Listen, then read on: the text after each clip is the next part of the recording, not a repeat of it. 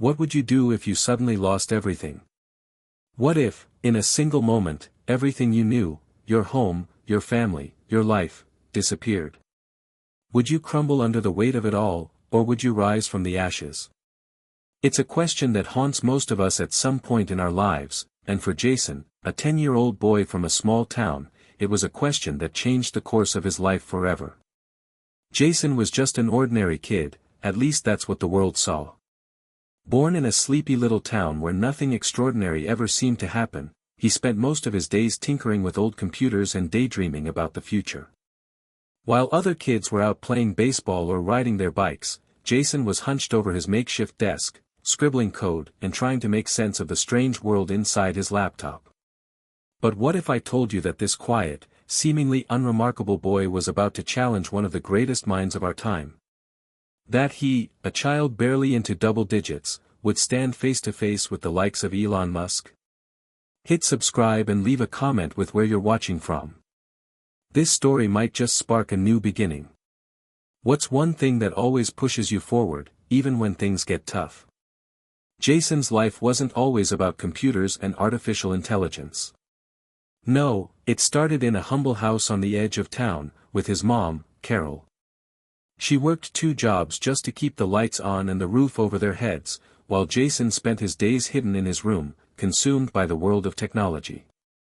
He'd never been the popular kid, the one everyone admired or envied. He was just different.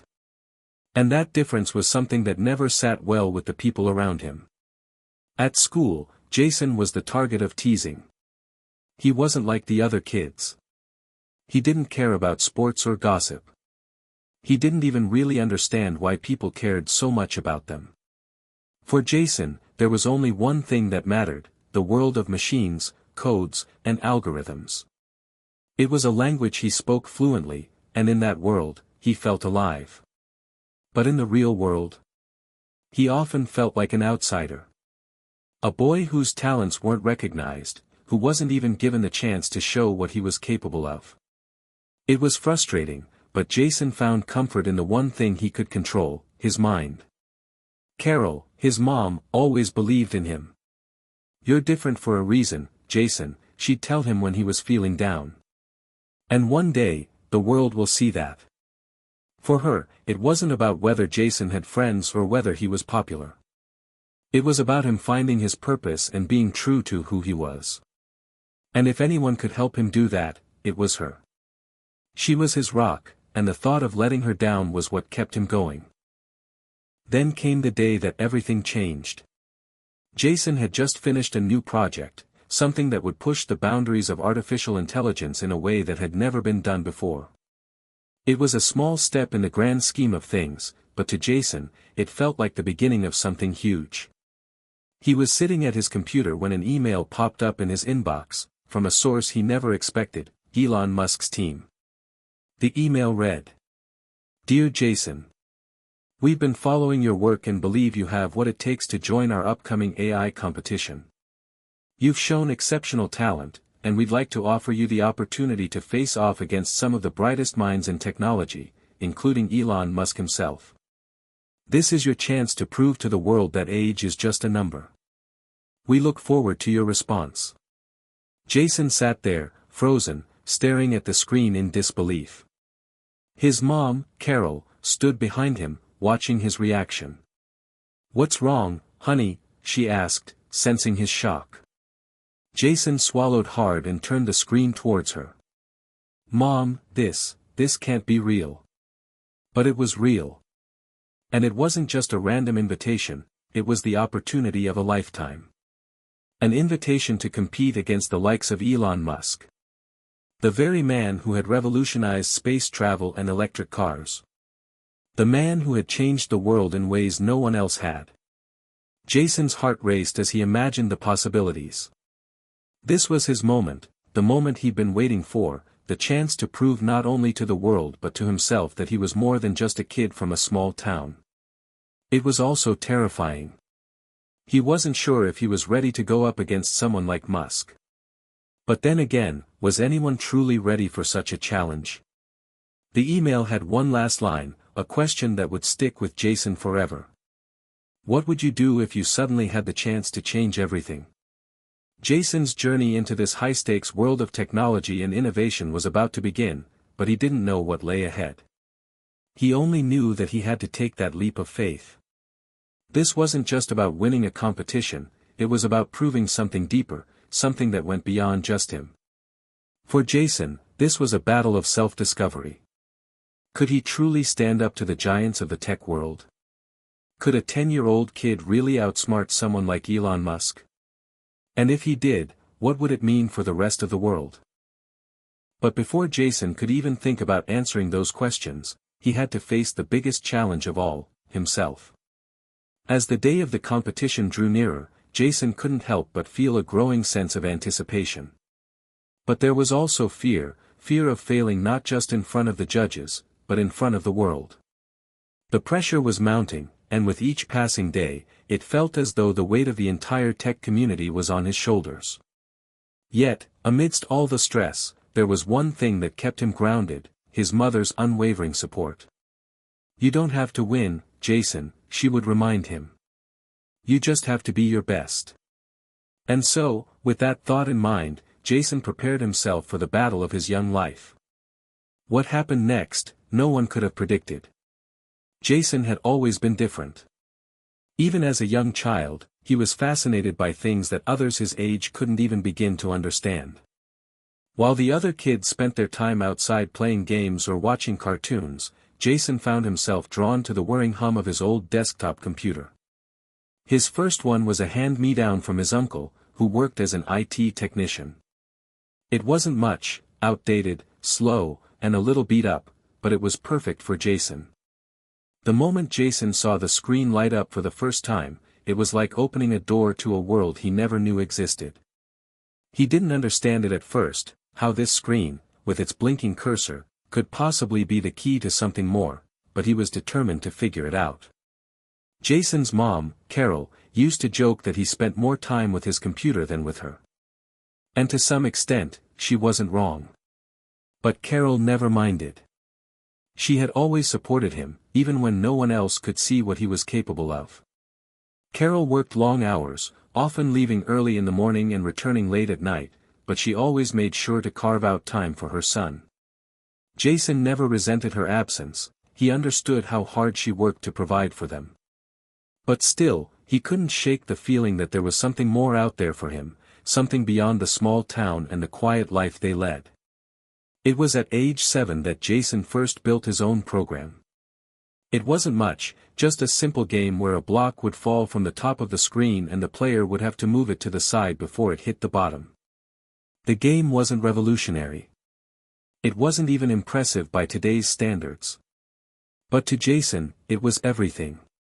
He had created something from scratch, and that feeling, the rush of seeing something he had built work, was addictive. But even with his newfound passion, Jason remained an outsider. He never quite fit in with the other kids. They didn't understand him. They didn't see why he cared about computers so much. They didn't see how much potential he had, and that's what made him different from the rest of them. At school, Jason was the kid who always had his head buried in a book, or who would zone out in class and doodle algorithms on his notebook. His teachers didn't know what to make of him. They'd often label him as quiet or shy, but Jason knew there was more to him than that. He just needed the right opportunity to show the world. But it wasn't until the moment that Elon Musk's team sent that email that Jason realized just how much that opportunity could change his life.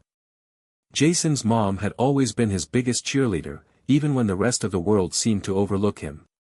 Carol worked 2 jobs, one as a waitress at the local diner and another as a part-time clerk at the town's small hardware store. Life was tough, but she always managed to make it work. It was her sacrifice, her endless drive to make sure Jason had everything he needed, that kept him going. She was his constant source of support. Whenever Jason doubted himself or struggled with a project, she would always remind him, "You're destined for great things, Jason. Don't let anyone tell you otherwise." Carol was everything to him. She was the reason he had a roof over his head, food on the table, and most importantly, a sense of belief in himself. Without her, he might have given up a long time ago. Without her, he wouldn't have had the strength to take on the world. It was a Saturday when the email came. Jason had been sitting in his usual spot, his room, working on a new coding project for an online competition he had stumbled upon. It wasn't anything major, just a small challenge he thought might help him improve his skills. But when the email notification pinged across his screen, he wasn't expecting what he found. The email came from an official address, one that Jason recognized immediately. It was from SpaceX, the company founded by Elon Musk. His heart skipped a beat as he read through the message, and with each line, he felt more and more like he was in a dream. Dear Jason, we've been following your work and believe you have what it takes to join our upcoming AI competition. We are impressed by your creativity and your understanding of technology at such a young age. We would like to invite you to participate in a challenge that will put you up against the best minds in the industry, including Elon Musk himself. This is your chance to prove to the world that age is no barrier to success. Jason could hardly believe it. Was this some kind of joke? The email continued. This is not just about winning. This is about pushing the boundaries of innovation and proving that new ideas can come from anyone, no matter how young or old. Jason didn't know what to say. His fingers trembled as he clicked on the reply button. How could I possibly compete with Elon Musk? He thought. He's one of the smartest people in the world. And I'm just a 10-year-old kid with a passion for coding. But then, as the doubt began to creep in, another thought hit him. What if I could do it? What if this was my chance? Jason leaned back in his chair and let out a deep breath. He knew it wouldn't be easy. Competing against the world's brightest minds would be tough. But there was one thing Jason knew for certain: if he didn't take this chance, he would never forgive himself. That night, Jason sat down with his mom and showed her the email. Her face lit up when she saw what it said. She couldn't believe it. She'd always known Jason was capable of something special, but this was beyond anything she had imagined. You've got this, Jason, she said, her voice filled with pride. You've always had a gift. Now it's time to share it with the world. The next morning, Jason sent his acceptance email. And with that, his journey into the world of innovation and competition was officially underway. The weeks that followed Jason's acceptance into the competition were a blur. It felt as though the world had changed overnight. One minute, he was just an ordinary kid from a small town, fiddling with old computers in his bedroom. The next, he was on the cusp of facing one of the greatest minds of the modern age, Elon Musk. Jason had been invited to a cutting-edge AI competition where the brightest minds in tech would come together to push the boundaries of what was possible. And Jason, just 10 years old, was about to challenge them all. But the first challenge wasn't the competition itself, it was preparing for it. Jason's life, for the first time, felt like it was on a countdown. There was no time to waste. The clock was ticking, and every second he spent in his room coding felt like one step closer to his goal. But even Jason had to admit, the magnitude of what he was about to attempt was overwhelming. Carol, as always, was his biggest support. Every evening after dinner, she would sit down with him, a cup of tea in hand, and ask about his progress. At first, Jason couldn't quite explain how he was going to take on this huge challenge. He was still processing the magnitude of what was at stake. But over time, his mom's encouraging words started to make sense. If you don't try, you'll never know. And if anyone can do it, Jason, it's you. One evening, after finishing a particularly difficult section of his code, Jason flopped onto his bed, exhausted. His mind was racing, but his body was screaming for rest. Carol entered the room and sat beside him. She watched him, the flickering light from the computer screen casting shadows across his face. You're doing great, sweetheart, she said, her voice soft. But don't forget to take care of yourself, too. You can't outsmart the world on an empty stomach or a tired mind. Jason smiled weakly. I know, Mom. I'll get a little rest tonight, I promise. As Carol walked out of the room, Jason glanced at the clock on his desk. He had been working for hours, and the pressure was starting to build.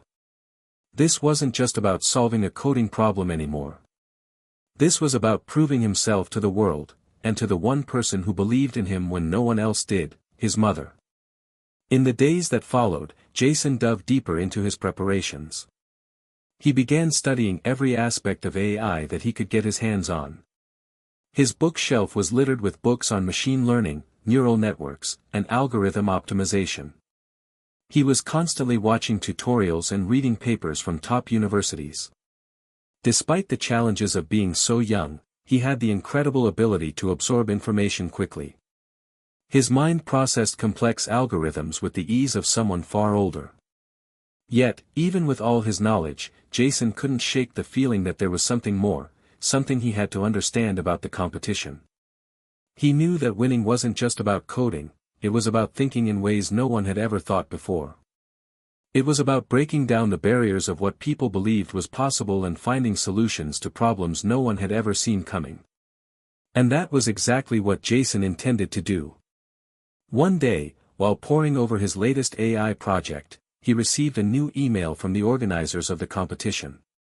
Dear Jason, as the event draws nearer, we want to provide you with additional resources to help you prepare. We've set up a video conference call with some of the mentors who will be assisting the participants. This is your opportunity to ask questions, discuss ideas, and gain insight into the competition format. Jason immediately set a date for the call, eager to speak with experts in the field. As the day of the call approached, his excitement mixed with a bit of nerves. He wasn't sure what to expect, but he knew that these conversations could give him a deeper understanding of what he would be up against. When the day arrived, Jason sat at his computer, waiting anxiously for the call to begin. He adjusted the camera and straightened his chair, determined to make the most of this chance. The screen blinked, and soon enough, a group of mentors appeared in front of him. They were all adults, some in their 30s, others in their 40s, each a respected figure in the tech world. But the one who stood out the most was the man at the center of the group, Elon Musk. Jason's heart skipped a beat. He had seen Musk in interviews, heard his ideas about the future of humanity, and read about his groundbreaking work with Tesla and SpaceX. Now, here he was, staring at the very person he would soon be competing against. Elon Musk smiled warmly at Jason. Hello, Jason. It's good to finally meet you. I've heard a lot about your work. You've already shown an exceptional grasp of AI for your age.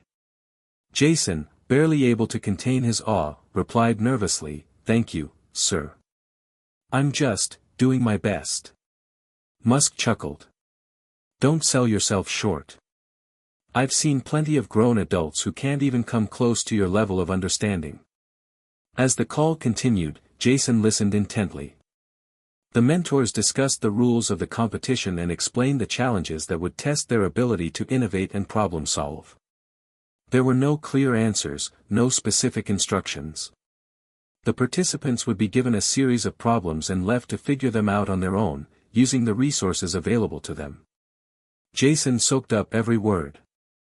He knew this was his chance, not just to prove he could do it, but to push the boundaries of what he thought was possible. He'd already developed a deep understanding of AI, but now he needed to think bigger. He needed to make a breakthrough, something that would shock everyone, including Elon Musk. When the call ended, Jason felt a sense of determination like never before.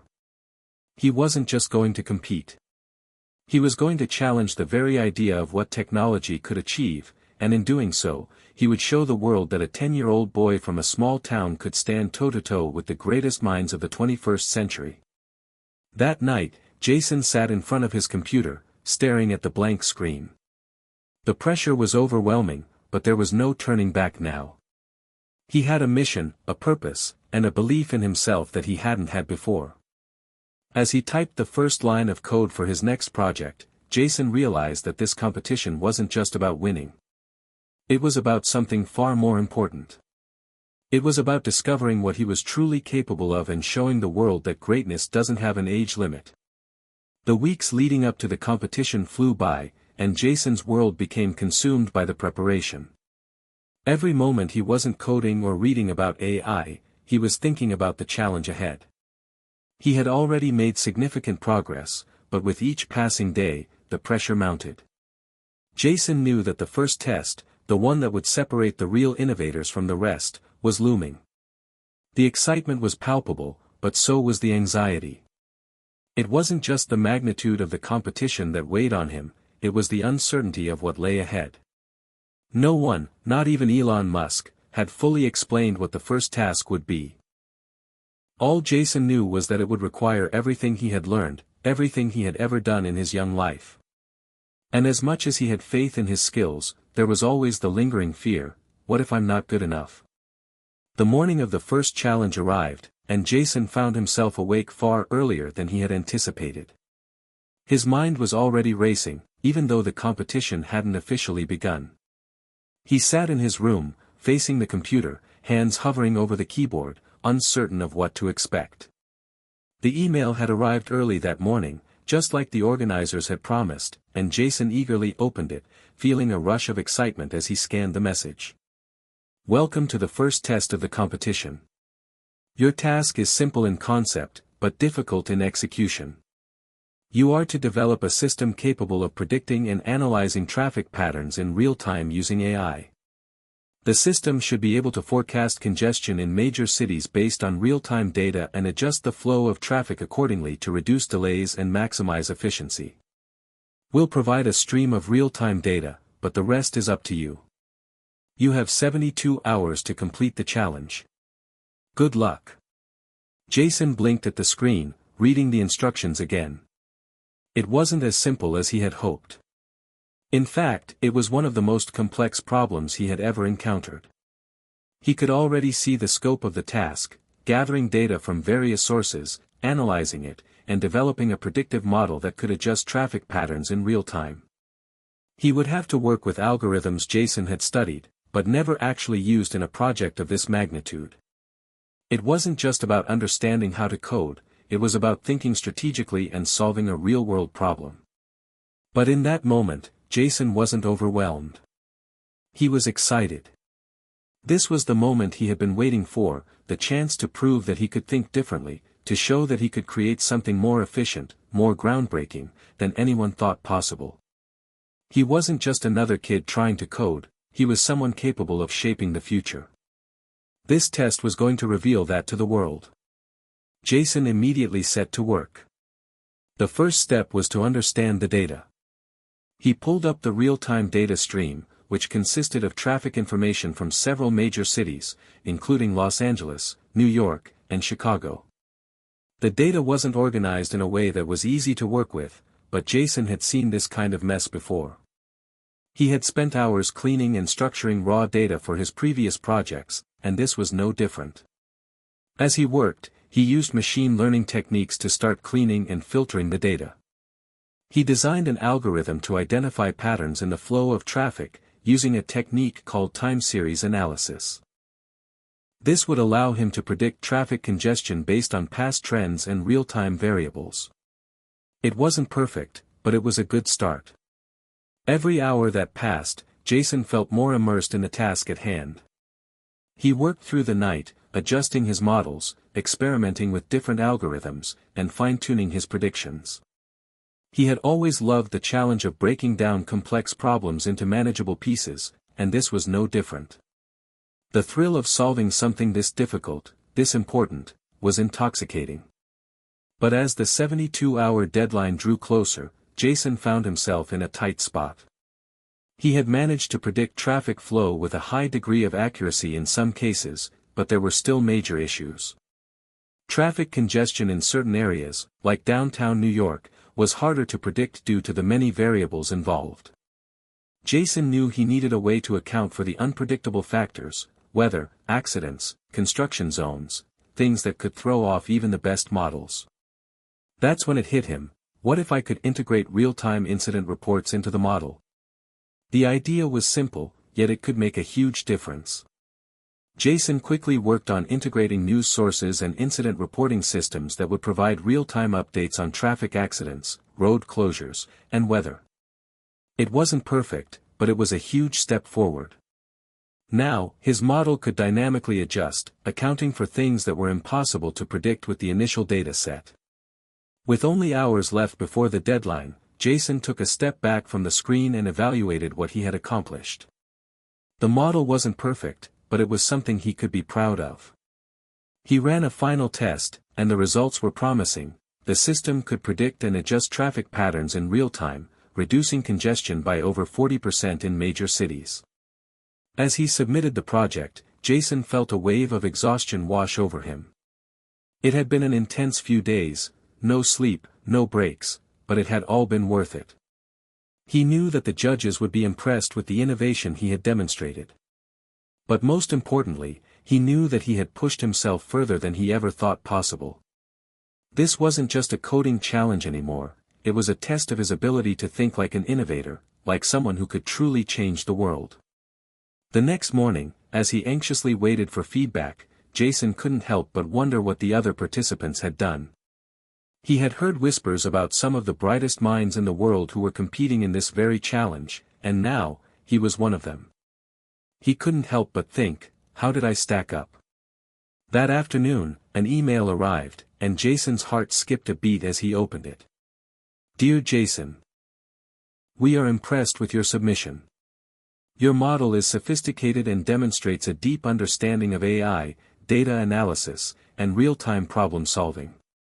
We will be evaluating your work alongside the other participants and will announce the results in the coming days. Keep up the excellent work. Jason's breath caught in his throat. He had done it.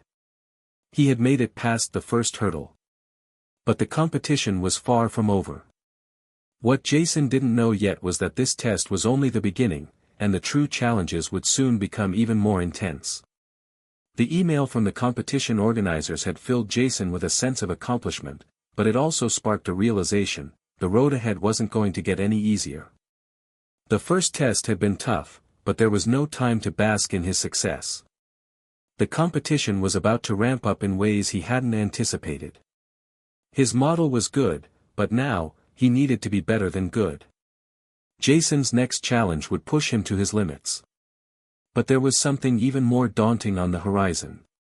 Jason hadn't expected it at first, but as soon as the organizers announced the list of participants, he realized he wasn't facing just any group of AI enthusiasts. He was up against the very best of the best, adults with decades of experience, who had been working on artificial intelligence since before Jason was even born. Among them was one name that stood out more than the others: Ethan Torres. Ethan Torres was a legend in the field of artificial intelligence. At the age of 24, he had already revolutionized machine learning algorithms, co-authored multiple academic papers on deep learning, and was currently leading a team at one of the biggest tech companies in the world. His skills were unmatched, and he had a reputation for being ruthlessly competitive. Jason had heard about Ethan before, through online forums and tech blogs. But now that he was facing him in a high-stakes competition, everything felt different. Ethan wasn't just a name on a screen anymore, he was an immediate threat. Jason felt a knot in his stomach. He had heard rumors that Ethan had developed groundbreaking AI models that were years ahead of anything most people could create. How could a 10-year-old compete with someone like that? Despite the overwhelming anxiety, Jason refused to back down. He had spent his entire life fighting for recognition, fighting to prove that he wasn't just another kid who played with computers. He had a purpose now, to show the world that age wasn't a barrier to brilliance. And even if Ethan Torres was a formidable opponent, Jason was determined to give him a run for his money. The second challenge of the competition was announced in an email that arrived just hours after the first test results. It was a cryptic message, filled with vague instructions that only served to fuel the fire of anticipation. For this round, your task is to develop a predictive system for identifying trends in global markets using artificial intelligence. You'll need to use past and real-time data to predict market movements with a high degree of accuracy. Your model will be evaluated on its ability to adapt to new information and its prediction accuracy. Jason read the instructions twice, then again for a third time, trying to absorb everything. Predicting market movements using AI was no small feat. It would require understanding complex financial systems, interpreting vast amounts of data, and creating algorithms capable of forecasting future trends. Even the most seasoned AI experts would find this task daunting. Jason immediately began gathering data. He scoured financial websites, accessed global market reports, and even obtained datasets on historical market trends. But it wasn't just about the data, it was about how he would use it.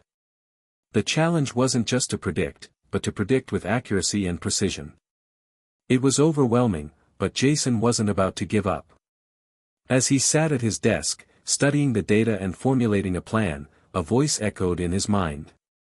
It was his mom's voice, the same voice that had always reminded him to stay focused and calm in the face of adversity. "You've got this, Jason. Remember to breathe, take your time, and trust your instincts." He had always been good at trusting his instincts, especially when it came to AI. Jason knew that in order to stand out in this challenge, he would have to come up with something truly innovative. He couldn't just rely on conventional algorithms. He needed to think outside the box. Jason spent the next 48 hours working around the clock. His mind was consumed by the problem. The more he worked, the more he began to see patterns in the data. Global markets weren't as random as people thought, they were driven by underlying factors that could be predicted if you knew where to look.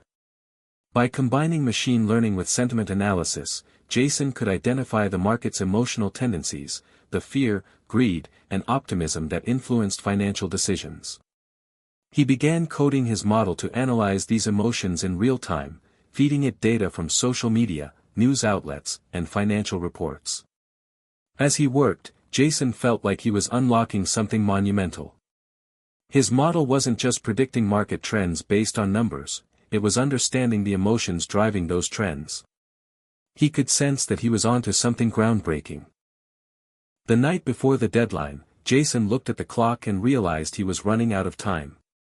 He had only a few hours left to refine his model and submit it. Sweat trickled down his face as he sat back in his chair, staring at the screen. The model was good, maybe even revolutionary, but he wasn't sure it was perfect. There were still variables he couldn't account for, factors he had yet to consider. The pressure of it all was overwhelming, but Jason refused to give up now. In a final burst of energy, he adjusted the algorithm one last time, tweaking the way it processed new data. He crossed his fingers, hoping it would work. With a deep breath, he clicked the submit button. The following day, Jason sat in front of his computer, staring at the screen, waiting for the results. His mind was buzzing with possibilities. Would his model impress the judges? Would it be enough to stand out among the other contestants, particularly Ethan? As the minutes ticked by, Jason's heart raced. Then, at last, an email arrived. "Dear Jason, your submission has been received and is currently being reviewed. We were impressed with the innovative approach you took to predict market trends, and we look forward to seeing how it performs in the next round." Jason let out a breath he didn't realize he had been holding. The feedback was positive, but he still didn't know where he stood in comparison to the others. One thing was certain, though, he had made it to the next stage. And as daunting as that was, it also meant that he was one step closer to the ultimate goal, proving to the world, and to himself, that a 10-year-old genius could outsmart even the most seasoned experts. Jason had always known that winning wasn't going to be easy. But as the competition intensified, he began to feel the weight of what he was truly up against. The contestants weren't just brilliant coders or exceptional AI developers, they were powerhouses in the world of technology. And among them was Ethan Torres, the one person Jason couldn't seem to stop thinking about. After the second challenge, Jason's life seemed to have shifted into high gear. Each moment was filled with anticipation, pressure, and the ever-present fear of falling short. But through it all, he couldn't deny the thrill, the excitement of being part of something so massive, so groundbreaking. He was no longer just a kid coding in his bedroom. He was now competing on the world stage, up against people who had built their careers on AI. But that didn't matter to Jason. His vision was clear. He wasn't going to let age stand in the way of his dreams. The next day, the organizers revealed the details of the upcoming face-off, and Jason couldn't help but feel a sense of foreboding. This was the challenge that would separate the innovators from the followers. The next test wasn't just another coding problem, it was a direct confrontation between the contestants. The task would be to pitch their AI solutions to a panel of judges, including Elon Musk himself, and defend their ideas in a live Q&A session. Jason's stomach dropped. Public speaking wasn't his strong suit.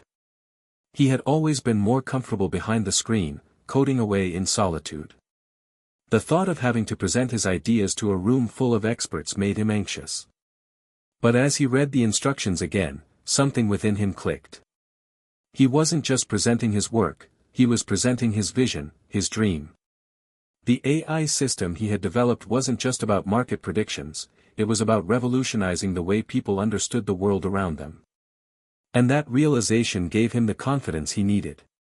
The competition day arrived, and Jason found himself standing backstage, the sounds of the audience just beyond the curtain. He could hear the murmurs of the crowd, the shuffle of feet as people took their seats. He took a deep breath, trying to calm his nerves. His mind was a whirlwind of thoughts, and his heart raced faster with each passing second. One by one, contestants before him presented their solutions. As Jason listened, he couldn't help but feel a bit of dread. These were all highly capable individuals, each with groundbreaking solutions. They had their own ideas, each unique and impressive in its own right. But as Jason stood there, watching Ethan Torres take the stage before him, he felt a surge of fear. Ethan's reputation had preceded him, and now, seeing him in person only made that fear feel more real. Ethan's presentation was everything Jason expected it to be, polished, calculated, and deeply impressive. Ethan presented a deep learning model that could predict not just market movements, but consumer behavior in unprecedented ways. He spoke confidently, with ease, and the audience responded with nods and murmurs of approval. Jason found himself mesmerized. Ethan had clearly put in years of work to perfect his craft, and now it was paying off. His presentation was flawless, everything Jason feared his own might not be. It was Jason's turn. The bright lights of the stage seemed to magnify the pressure that weighed on him. But as he stepped into the spotlight, something strange happened. His nerves faded, and a calmness washed over him. This wasn't just about competing against Ethan. This wasn't even about impressing the judges. This was his moment to share something important with the world. He wasn't just a 10-year-old with an impressive model. He was a visionary, someone who could offer solutions that no one had thought of yet. Jason began his presentation. He spoke about the unique approach he had taken, blending AI with sentiment analysis to predict market trends. He explained how his system could dynamically adjust predictions based on global events, weather patterns, and social media sentiment, something no existing model had fully mastered. His words flowed, and with each point he made, he could see the judges' faces shift from curiosity to genuine intrigue. But then came the Q&A, and the real challenge began. The questions started pouring in, each one more difficult than the last. How do you account for the human factor? One judge asked. How do you ensure your model doesn't just predict patterns but actually understands the nuance of the market's emotional state? Jason paused for a moment, considering the question. This wasn't something he had fully thought through, but it was also a question that had intrigued him for some time. He responded by discussing the emotional intelligence aspect of his model, explaining how it could adjust based on real-time shifts in public sentiment. Interesting, the judge said, nodding. But how do you handle the inherent uncertainty of market behavior? Jason smiled. This was where his system truly stood apart. The key is adaptability, he said. The model doesn't just predict, it learns from each piece of new data and adjusts itself. It's not just a static set of predictions, it's a dynamic system that evolves with every new piece of information. The questions continued, and with each one, Jason's confidence grew. He was holding his own. He wasn't just a kid trying to play in a grown-up world. He was a peer. He belonged here. His ideas were not only valid, they were revolutionary. When the Q&A session ended, Jason took a moment to breathe. The audience had been attentive, the judges had asked tough questions, and he had answered them all to the best of his ability. He felt a sense of pride swelling in his chest. No matter what happened, no matter what the outcome was, he had done his best. Ethan's turn came, and he presented with his usual confidence. But Jason noticed something. There was a certain tension in Ethan's voice. His pitch was flawless, but there was a slight edge to his words, a hint of something beneath the surface. It was subtle, but it was there. And for the first time, Jason realized that Ethan was human. He wasn't perfect, and he had his own insecurities. As the day came to a close, Jason couldn't help but replay everything in his head. The face-off had been intense, but the outcome wasn't clear. Jason had given it his all, and now, he just had to wait for the judge's decision. But one thing was certain, he had proven to himself that he could go toe-to-toe with the best of them. The following days after the face-off were a blur of nervous anticipation. Jason tried to stay focused on his work, but his mind kept drifting back to the competition. Every time his phone buzzed with a new message or notification, his heart skipped a beat. Was it news from the judges? Had they made their decision yet? The competition organizers had promised to announce the results of the presentation round within a week, but to Jason, it felt like an eternity. He spent his time refining his AI models, making small adjustments here and there, but nothing could quiet the storm of thoughts racing through his mind. The questions the judges had asked, the intensity of the Q&A, the way Ethan had presented himself, everything seemed to be looping through his head on repeat. Jason knew one thing for sure, this was his moment to shine. He had fought hard to get here, and now, he was at a crossroads. The results of this competition could change the trajectory of his entire future. Would he finally get the recognition he deserved, or would his dreams come crashing down? Then, finally, the email arrived. Subject: Competition Results, Stage 2 Face-Off. Jason stared at the subject line, frozen. His hand hovered over his phone as his heart raced. He had waited for so long for this moment, but now that it had arrived, he didn't know if he was ready for the answer. Taking a deep breath, he clicked on the email. Dear Jason. Thank you for your outstanding presentation in Stage 2. Your AI model's innovative approach to sentiment-based market prediction left a lasting impression on the judges, and we are excited to inform you that you have been selected to move on to the next round of the competition. Jason's breath caught in his throat. He read the email again, and then again. The words didn't fully sink in at first. He had made it. He had passed one of the toughest hurdles in the competition. The pressure of the Q&A, the nerves, the fear of being overshadowed by Ethan, it had all paid off. His work, his passion, his unique approach had earned him a spot in the next stage. But as his initial excitement began to settle in, one thought kept creeping back into his mind: what about Ethan? Jason glanced at the rest of the email, and his heart skipped a beat. Beneath his name was the announcement of the other finalists. And there, in bold letters, was Ethan Torres's name. The thought that Ethan had also made it to the next round didn't shock Jason, it had been inevitable. But it did make him feel a rush of competition again. It wasn't over. Far from it. This was just the beginning. The next round would test the contestants even more. The challenge was to create a fully functioning prototype of their AI models, taking the theoretical into the practical. It was one thing to talk about predictions, it was another thing entirely to build a system that could execute those predictions in real time, with real-world data. The stakes had just gotten higher. Jason was undeterred. This was his chance to prove that he wasn't just a kid with an idea, he was a developer, a creator, a force to be reckoned with. He spent hours in refining his AI model. It wasn't just about making the predictions accurate anymore, now, he had to make sure the system worked flawlessly in real-world scenarios. He pored over every detail, constantly iterating to ensure that his prototype could not only predict market trends but also adapt to real-time changes with precision. As he worked, Jason realized that this next challenge wasn't just a technical hurdle, it was a test of his creativity, resilience, and problem-solving abilities.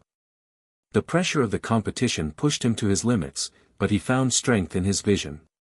He wasn't just building a tool for the competition, he was building something that could change the way people understood the world.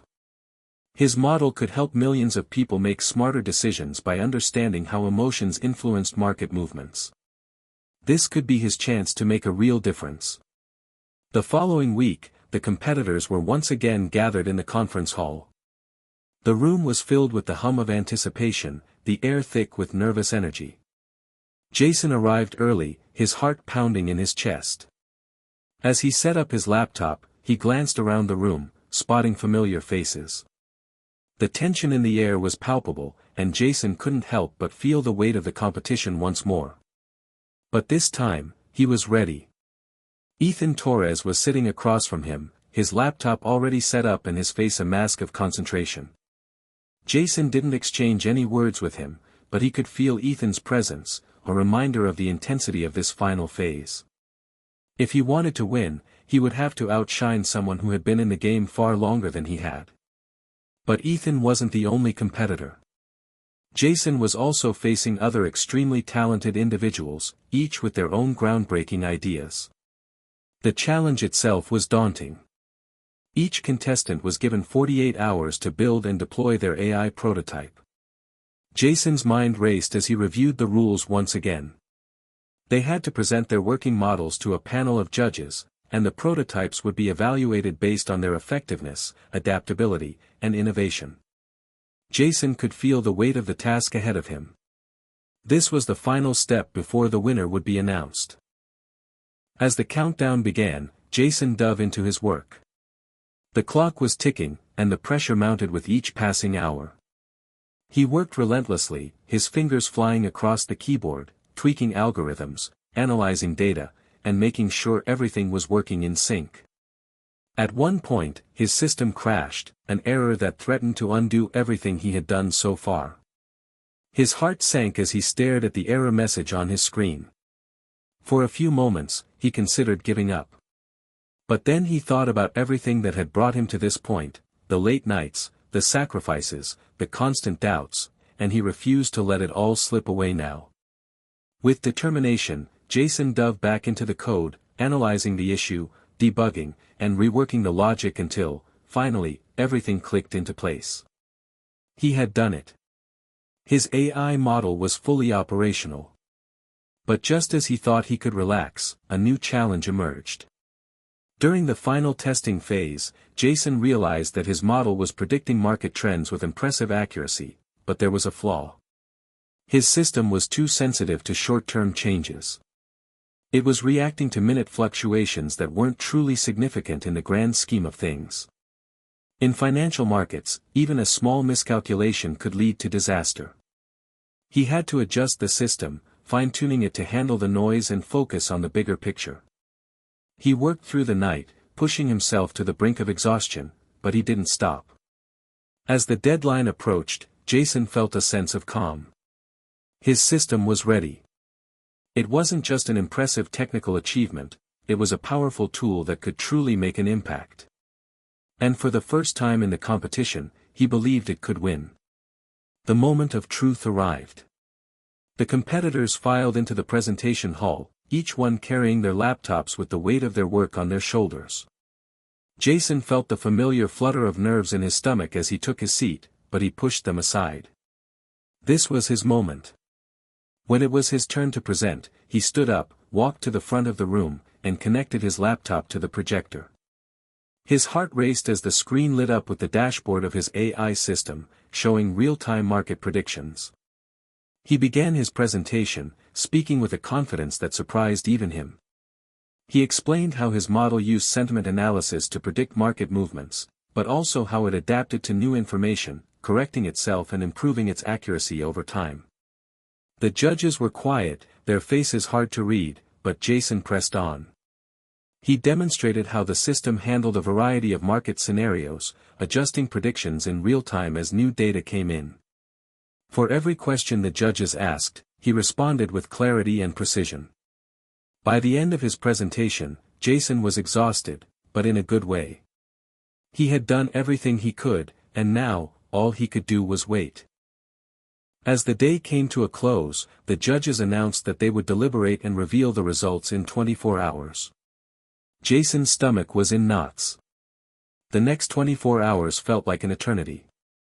He barely slept that night, his mind racing with possibilities.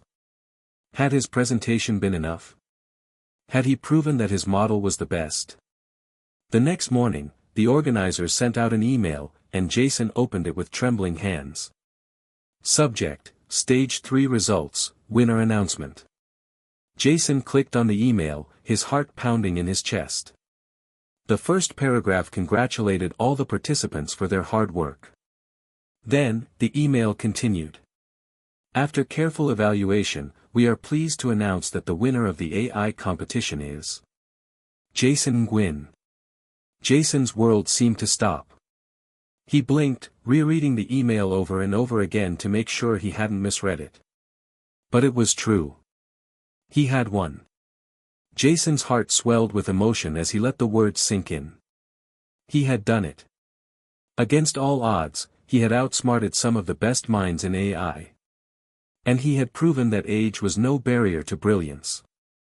But as he sat back in his chair, a sense of calm washed over him. This was just the beginning. The world was his to change, and Jason was ready to take the next step. The days following Jason's victory felt like a whirlwind. He was no longer just a young prodigy, he was a headline. News outlets, tech blogs, and even social media exploded with the story of the 10-year-old who had outsmarted some of the biggest names in the tech industry. His inbox flooded with messages, congratulations, job offers, invitations to speak at conferences, and countless requests for interviews. Jason felt both overwhelmed and exhilarated by the sudden attention. But amid the excitement, a part of him felt like he was living in a dream. He had gone from coding in his bedroom, to being named the winner of one of the most prestigious AI competitions in the world. It didn't seem real. And yet, the reality of his achievement hit him with every email he opened and every message he received. The world was taking notice, and for the first time in his life, Jason realized that the impossible was suddenly within his reach. The first major opportunity came through an email from none other than Elon Musk himself. Jason had, of course, heard of Musk before, who hadn't? But now, receiving an invitation from him felt surreal. The email was brief but direct. Congratulations on your win, Jason. I'd love to discuss your AI model and explore ways we could collaborate. Let me know when you're available for a meeting. Jason stared at the screen for what seemed like an eternity. He felt a mixture of excitement and nervousness. Elon Musk, one of the greatest minds of this generation, wanted to meet with him. It was hard to fathom. But as his father always said, don't ever turn down an opportunity, especially one that challenges you. Without hesitation, Jason replied, suggesting a time for the meeting. The next few days passed in a blur as he mentally prepared for the encounter. He spent hours reading about Elon Musk's ventures, his companies, and his visions for the future. Jason knew this could be the opportunity of a lifetime, and he wanted to be ready. The meeting took place in a sleek, modern conference room at one of Musk's many offices. Jason sat nervously across from the man who had built rockets and revolutionized electric cars, his hands slightly trembling as he set his laptop down on the table. Elon Musk entered the room, his presence commanding yet relaxed. He extended his hand with a smile. Jason, it's great to meet you.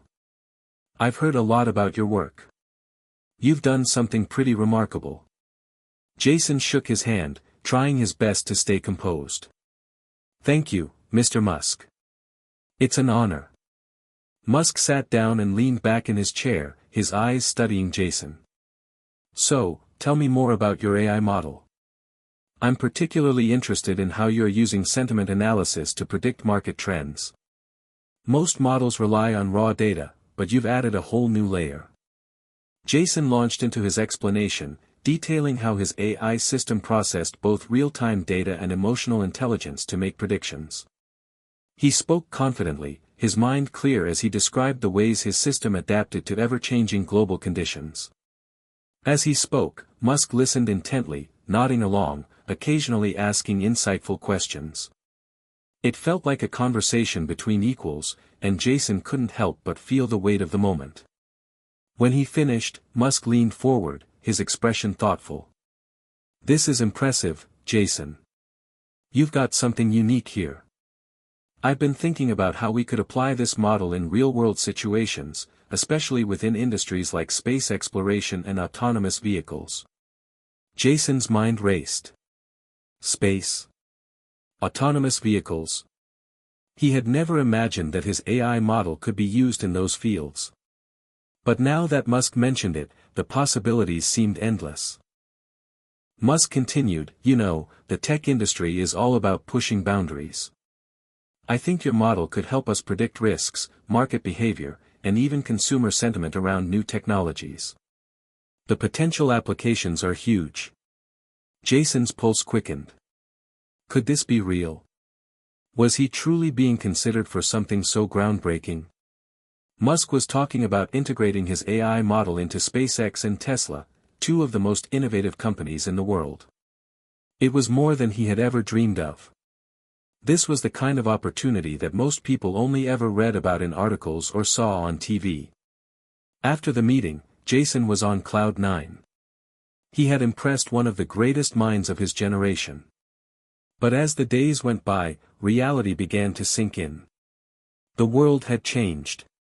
Jason was no longer just a child with a brilliant idea, he was a young entrepreneur with the potential to change the future. And with that came a new set of challenges. Jason's phone rang constantly, his calendar filled with meetings, interviews, and new opportunities. It felt like every time he blinked, his life was taking another unexpected turn. On one hand, it was exhilarating, the recognition, the support, the excitement of having his work seen as groundbreaking. But on the other hand, it was overwhelming. Jason found himself struggling to balance his work with the expectations of others. There were moments when he felt like he was losing himself in the chaos of it all. His parents noticed the stress. They had always been supportive, but now, they saw a change in him. Jason wasn't just their son anymore, he was a global figure. They reminded him of the importance of staying grounded, of keeping the balance between his dreams and his well-being. "Jason, don't forget why you started this," his dad said one night as they sat down to dinner. "This journey is yours, but it's important to remember what you value most. Don't let the world tell you who you should be." Jason nodded, taking in his father's words. It was easy to get lost in the whirlwind of success, but his parents were right. The reason he had started was never to seek fame or fortune, it was to create something meaningful. Something that could change lives. He needed to keep that focus, no matter how big the opportunities grew. The next few weeks passed quickly as Jason continued to work on refining his AI model with the support of Tesla and SpaceX's teams. He learned more about the practical applications of his work than he could have ever imagined. He was invited to speak at industry conferences, sharing the stage with people who had shaped the world of technology for decades. And through it all, Jason stayed true to his roots. He kept coding, kept learning, and most importantly, kept dreaming. But as much as he enjoyed the recognition, Jason knew that the real work had only just begun. The world was watching him, but it was also waiting to see what he would do next. The pressure was immense, but Jason was ready. This was just the beginning of a journey that could change the course of history, and he was determined to be at the forefront. Jason's life had become a blur of meetings, presentations, and late-night coding sessions. The world was watching him, waiting for the next big breakthrough. But with every new opportunity came a heavier burden of expectations. He was no longer just a 10-year-old with a passion for AI, he was a global sensation, and the pressure was starting to take its toll. The media buzz was relentless. Every time Jason opened his phone, he saw headlines that read, "Young Genius Disrupts the AI Industry," or "Jason Nguyen, the Future of AI." It was flattering at first, but as time went on, Jason began to feel trapped by the very success that had catapulted him to fame. He had to constantly be on his A-game. Every presentation had to be flawless, every interview had to be inspiring, and every move he made had to align with the image people had created of him. And while the recognition was undeniably exciting, Jason felt a growing distance from the person he had once been. The pressure to live up to everyone's expectations was slowly eroding his sense of self. One afternoon, after an exhausting round of interviews, Jason sat alone in his room, staring at his computer screen. The room, once his sanctuary, now felt like a prison. His AI project was progressing, but he couldn't shake the feeling that it was all slipping out of his control. The once thrilling challenge of solving problems and innovating had transformed into an endless series of tasks that never seemed to end. Jason rubbed his eyes, trying to clear the fog that had settled in his mind. He had always been driven by the thrill of discovery, the joy of building something new. But now, it felt like he was working for everyone but himself. The joy of coding had been replaced by the anxiety of meeting expectations, of pleasing others.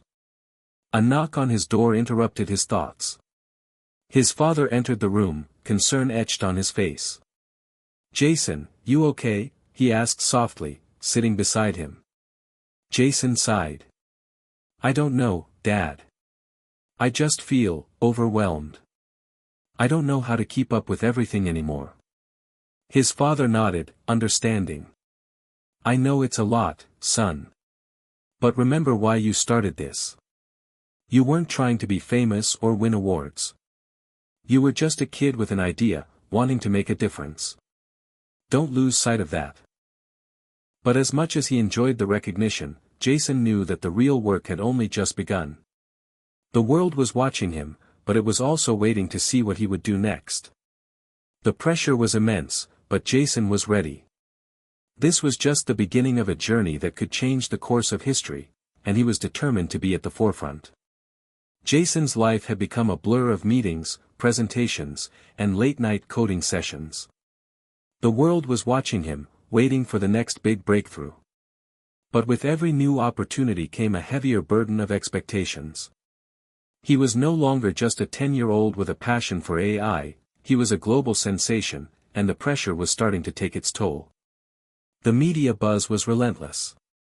Every time Jason opened his phone, he saw headlines that read, "Young Genius Disrupts the AI Industry," or "Jason Nguyen, the Future of AI."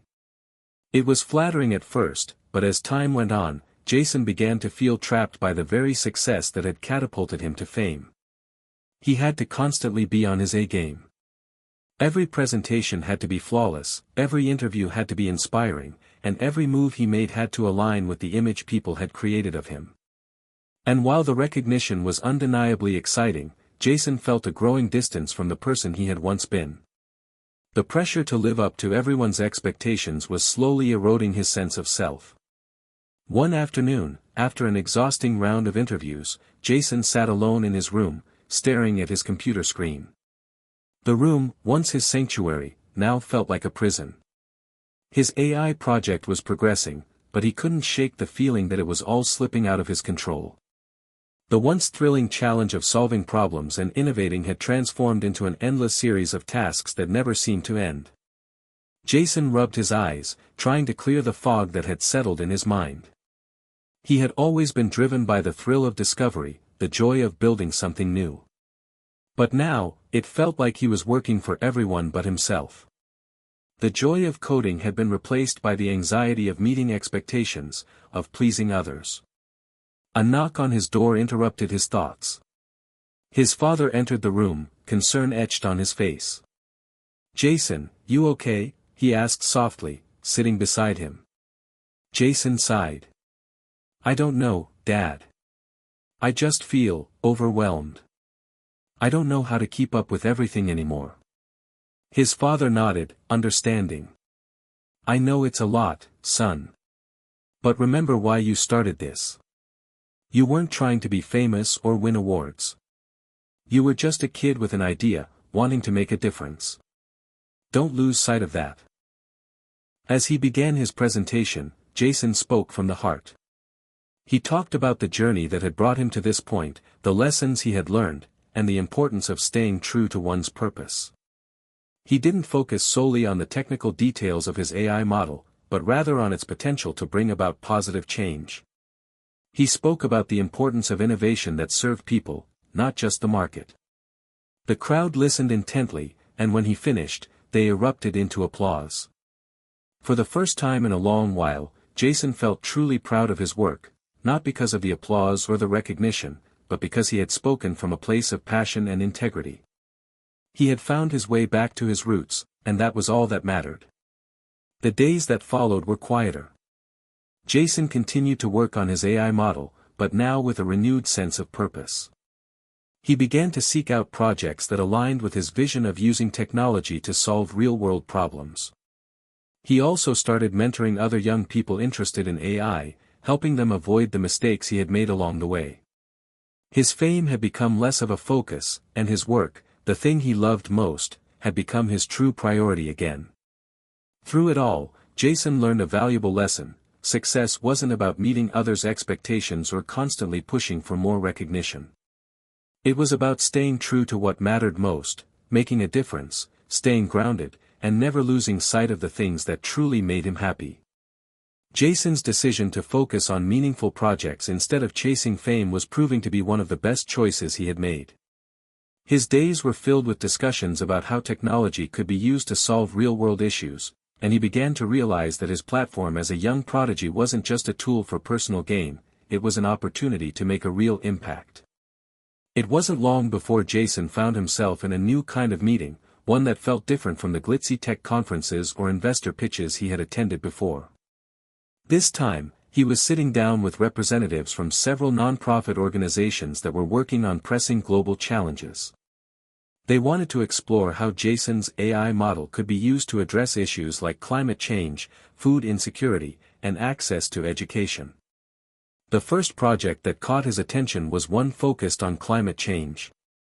The organization, Green Horizons, was using data analytics to track deforestation and predict the environmental impact of urban expansion. However, they needed a more efficient way to gather and analyze data to make faster, more informed decisions.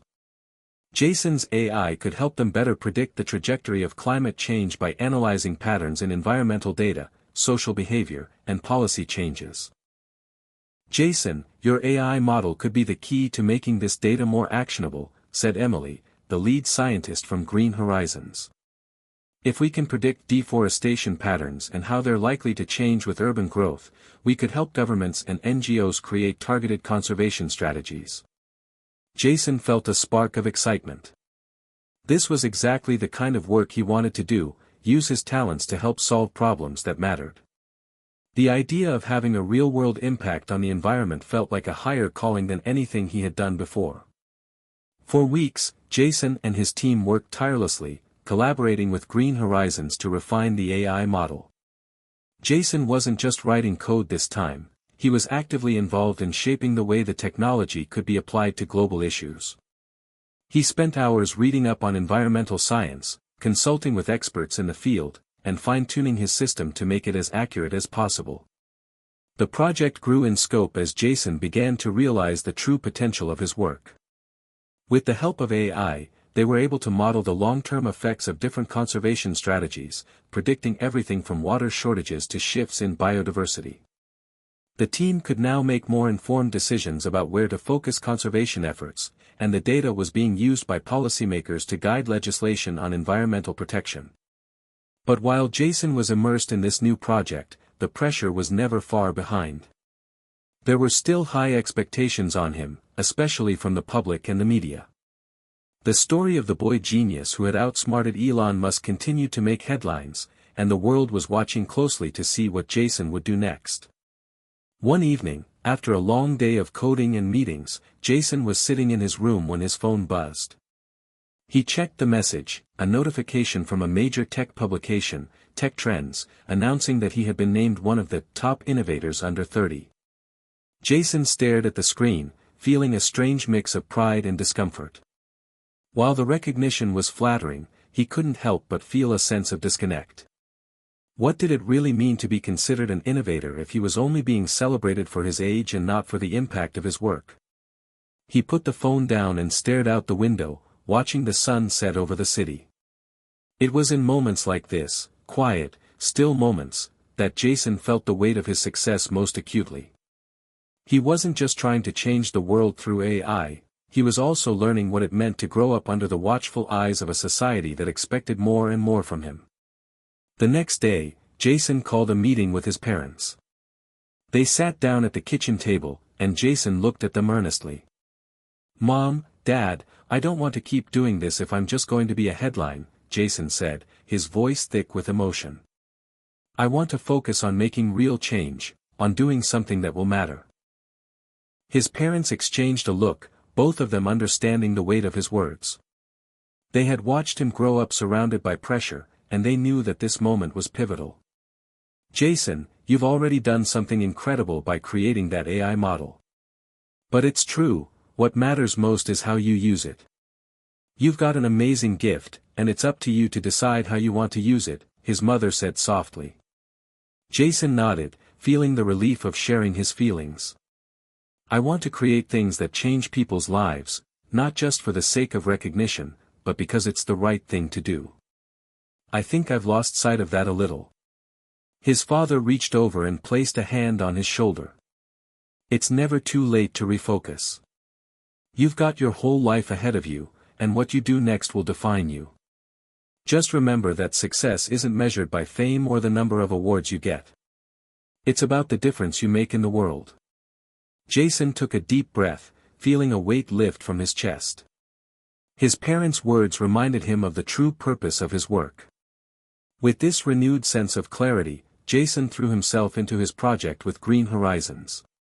The next phase of the project would involve using AI to predict climate-related disasters, such as wildfires and floods, and create early warning systems to help save lives.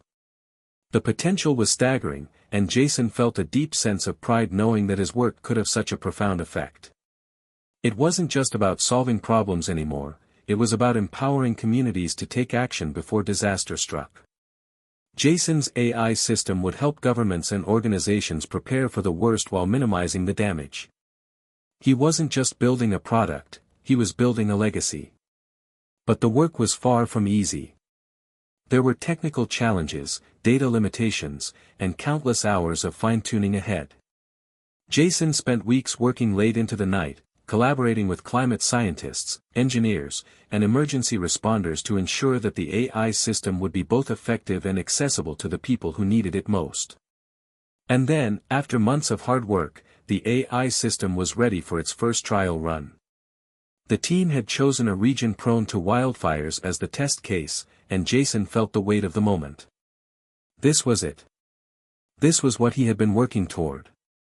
The system was activated, and in real time, it began to analyze data from the surrounding environment, temperature, humidity, wind speed, and more. It processed thousands of variables and predicted a fire risk with unprecedented accuracy. A notification was sent out to local authorities, who were able to evacuate vulnerable communities in time, preventing loss of life. Jason watched the results unfold on his screen, a quiet smile forming on his face. This wasn't about being a genius or being famous. This was about making a difference. He had done it. And he knew that this was only the beginning. Hit subscribe and leave a comment with where you're watching from. This story might just spark a new beginning. What's one thing that always pushes you forward, even when things get tough? As the months passed, Jason's work with Green Horizons began to make waves across the globe. His AI system for predicting climate-related disasters had been hailed as a game-changer in the environmental sector.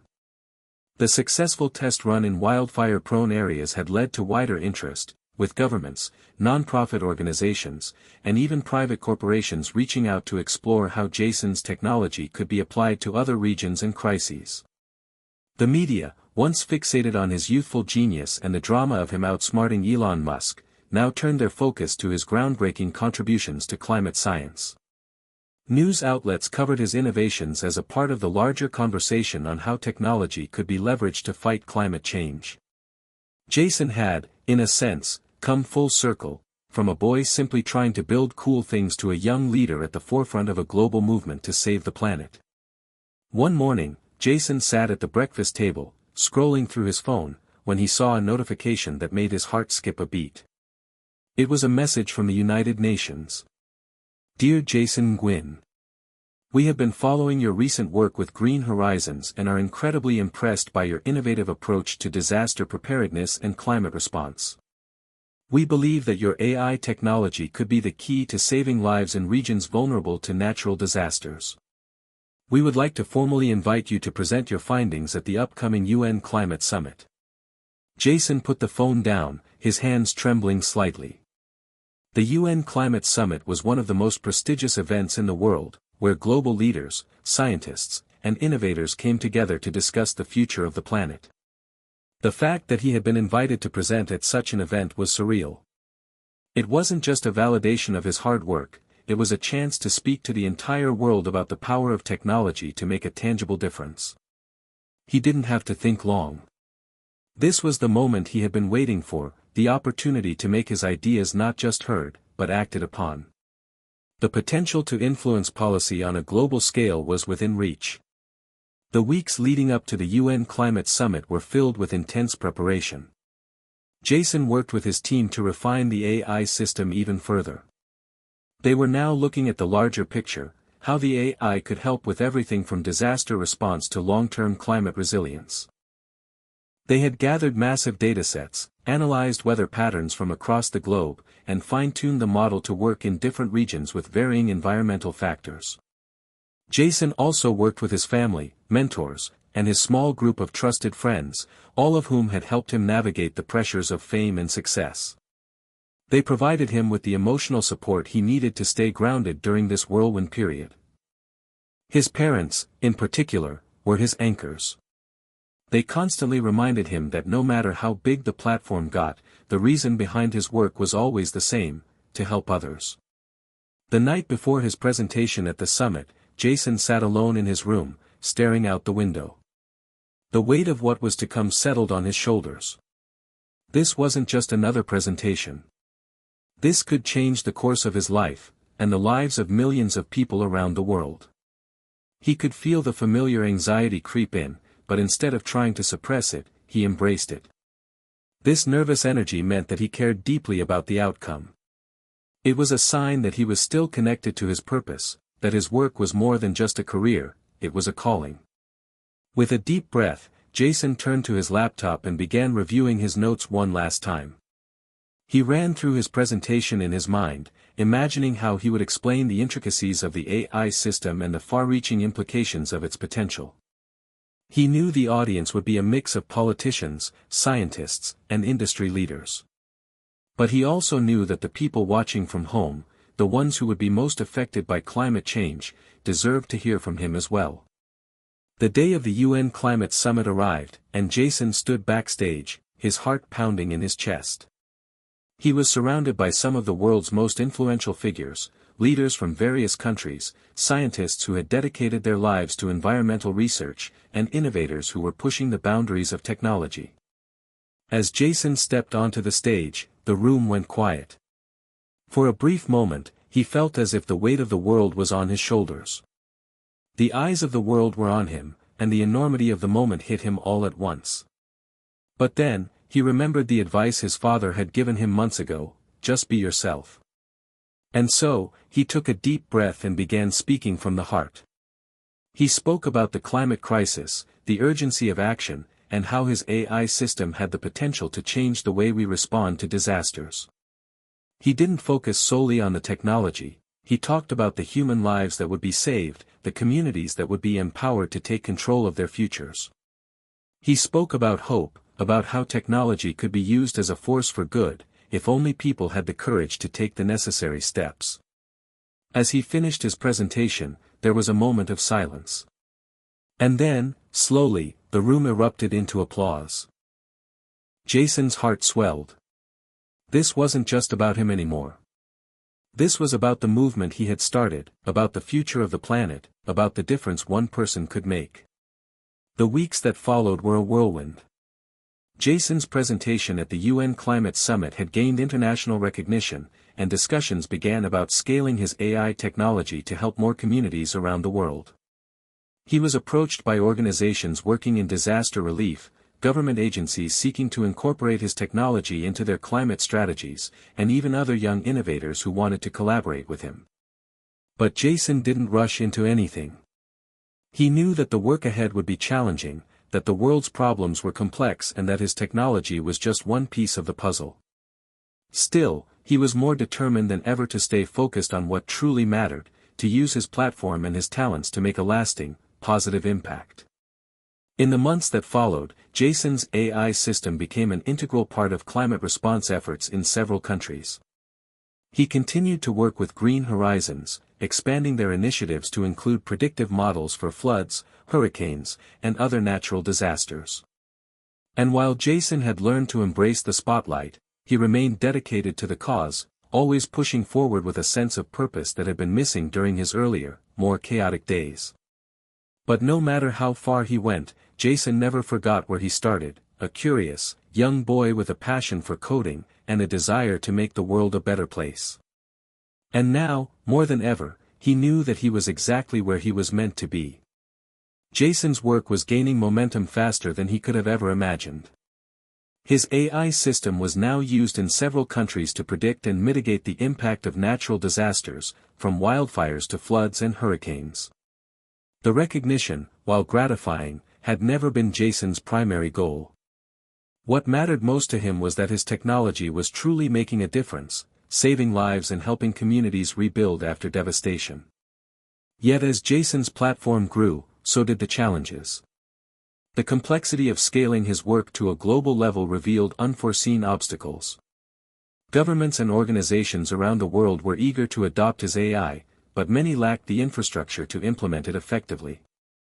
Data collection systems were outdated in some places, and the financial resources to maintain and expand his technology were limited. One afternoon, as Jason sat in a conference room with his team, he realized just how large the task had become. He'd gathered his most trusted advisors to discuss the next phase of his project, but even they seemed overwhelmed by the challenges ahead. Jason had built an incredible product, but it was clear that a product alone couldn't solve the world's problems. Jason, said Olivia, one of his senior engineers, as she looked over the latest reports, we're at a crossroads. The technology is working, but it's only as good as the infrastructure that supports it. If we want this to truly scale, we need more than just a great AI model, we need the right partnerships and the resources to implement it on the ground. Jason nodded thoughtfully. He knew she was right. As brilliant as his AI was, its true potential could only be realized if it was integrated into the real-world systems that could leverage it effectively. A few days later, Jason found himself in a meeting with one of the most influential figures in the tech world, none other than Elon Musk. After their initial encounter, Jason hadn't expected to meet Musk again so soon, but the timing felt right. Musk had reached out after hearing about Jason's work, and they'd agreed to discuss potential collaborations. Jason had mixed feelings about the meeting. He respected Musk's genius, but he also didn't want to lose sight of his original mission. As they sat across from one another in a sleek, modern conference room, the conversation began somewhat awkwardly. Jason was eager to stay focused on the problem at hand, but he couldn't shake the feeling that Musk was subtly sizing him up, trying to gauge his ambition. I've been following your work, Jason, Musk began, his tone almost admiring. What you've achieved with AI in the environmental space is impressive. But you know better than anyone, technology like this can only make a true impact if it's scaled globally. And that means you need more than just an idea, you need the right kind of backing, the right infrastructure. Jason leaned forward, listening carefully.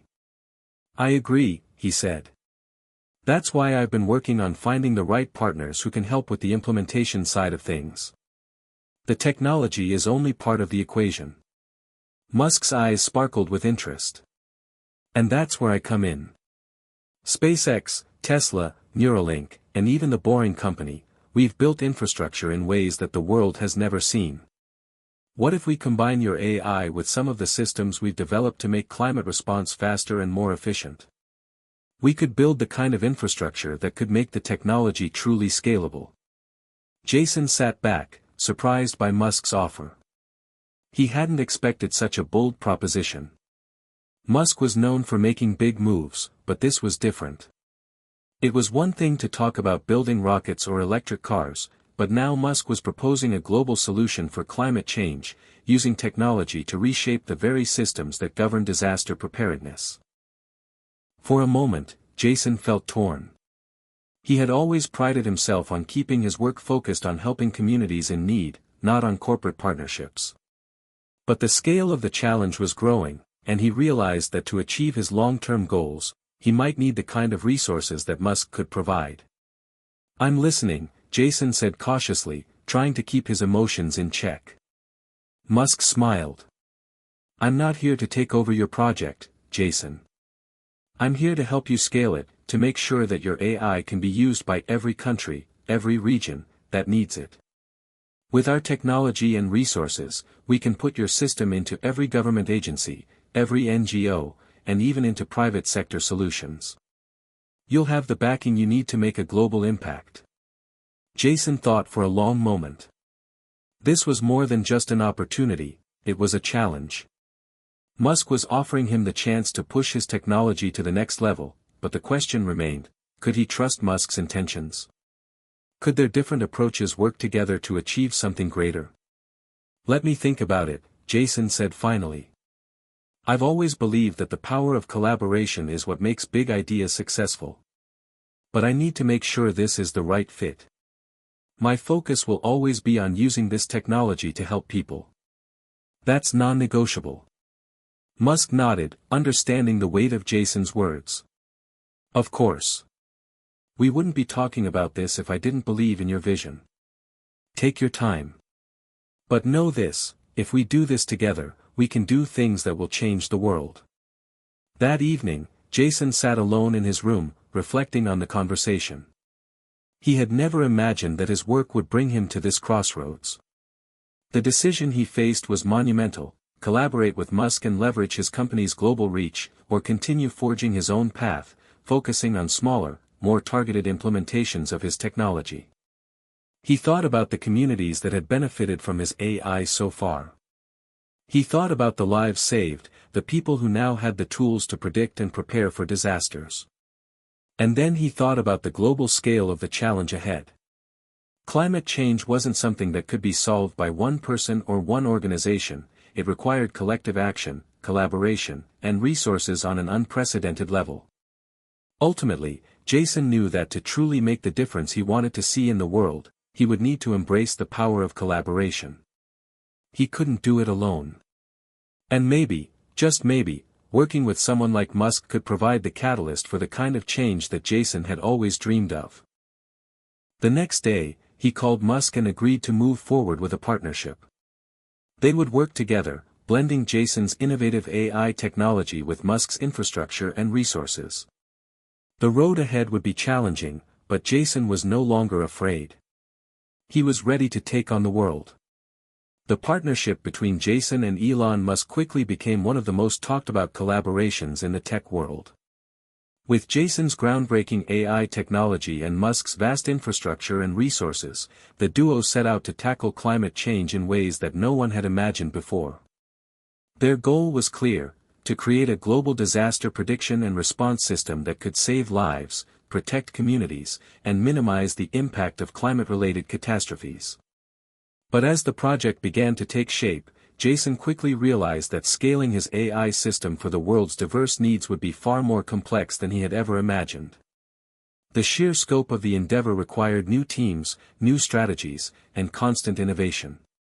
What started as a small, innovative project had now grown into something much larger, and Jason found himself at the center of it all. The first major challenge came when they tried to integrate the AI with the existing infrastructure in different countries. While the technology worked perfectly in controlled environments, real-world implementation was a different story. Data systems in many regions were outdated, and in some countries, reliable data collection simply didn't exist.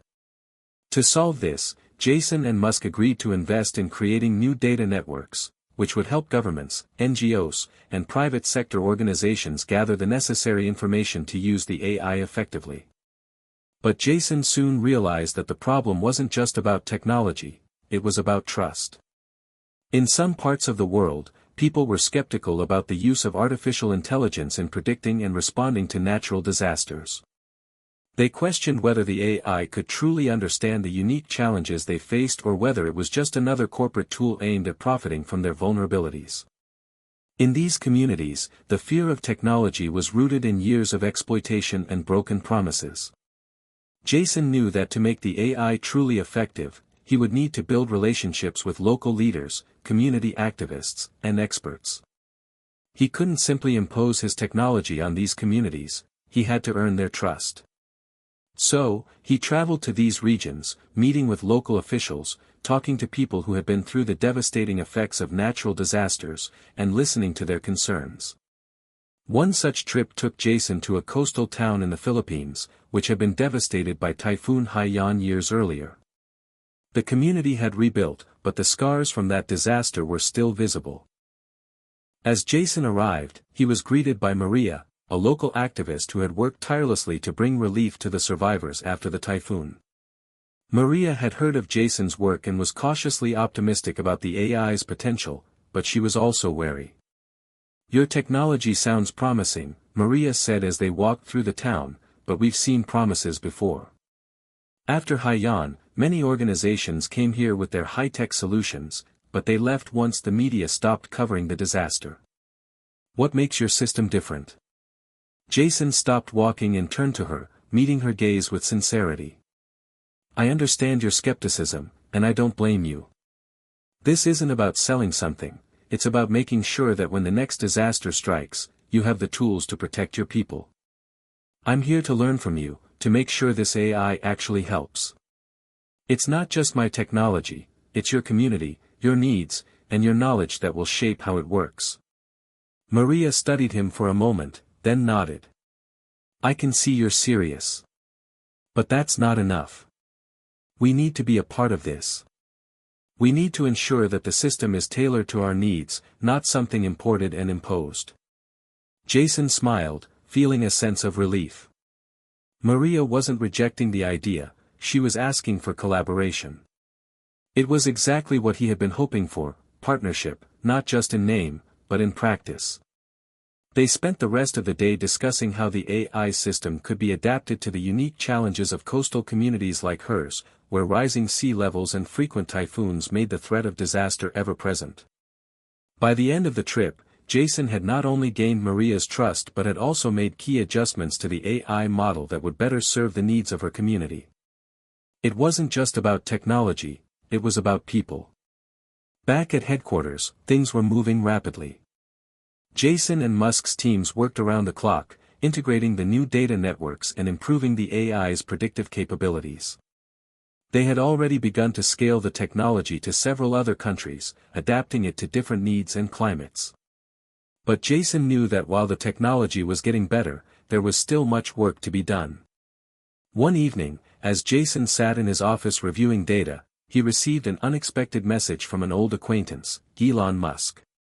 The message read, "Jason, I know you're busy, but I wanted to let you know something important. I've been thinking about your vision for this technology. There's a whole other side to this that we've been missing. What if, instead of just reacting to disasters, we could prevent them from happening in the first place?" Jason blinked. Preventing disasters? It seemed impossible, but then again, he had always been taught to think big. Musk's words struck a chord. If they could use the AI to predict not just when disasters were likely to occur, but also why they occurred and what could be done to prevent them, if they could focus on prevention rather than just reaction, it would completely change the way the world thought about climate change.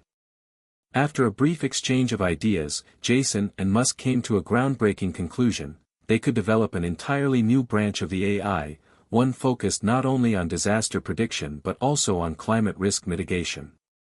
The AI would analyze patterns to identify potential vulnerabilities before they became disasters and offer solutions to prevent them from spiraling out of control. The idea was exhilarating, but it was also daunting. It was an entirely new challenge, and Jason knew it would require unprecedented levels of collaboration with scientists, governments, and environmental experts. The next few weeks were filled with intense planning and brainstorming sessions. Jason worked closely with Musk's engineers, data scientists, and climate experts to develop this new branch of the AI. They expanded their data sets to include historical climate patterns, human activity data, and long-term climate models to predict where future risks might emerge and how to mitigate them before they escalated. They began looking at the long-term effects of deforestation, urbanization, and overfishing on climate systems. They used the AI to model solutions, from reforestation projects to better urban planning and sustainable agricultural practices.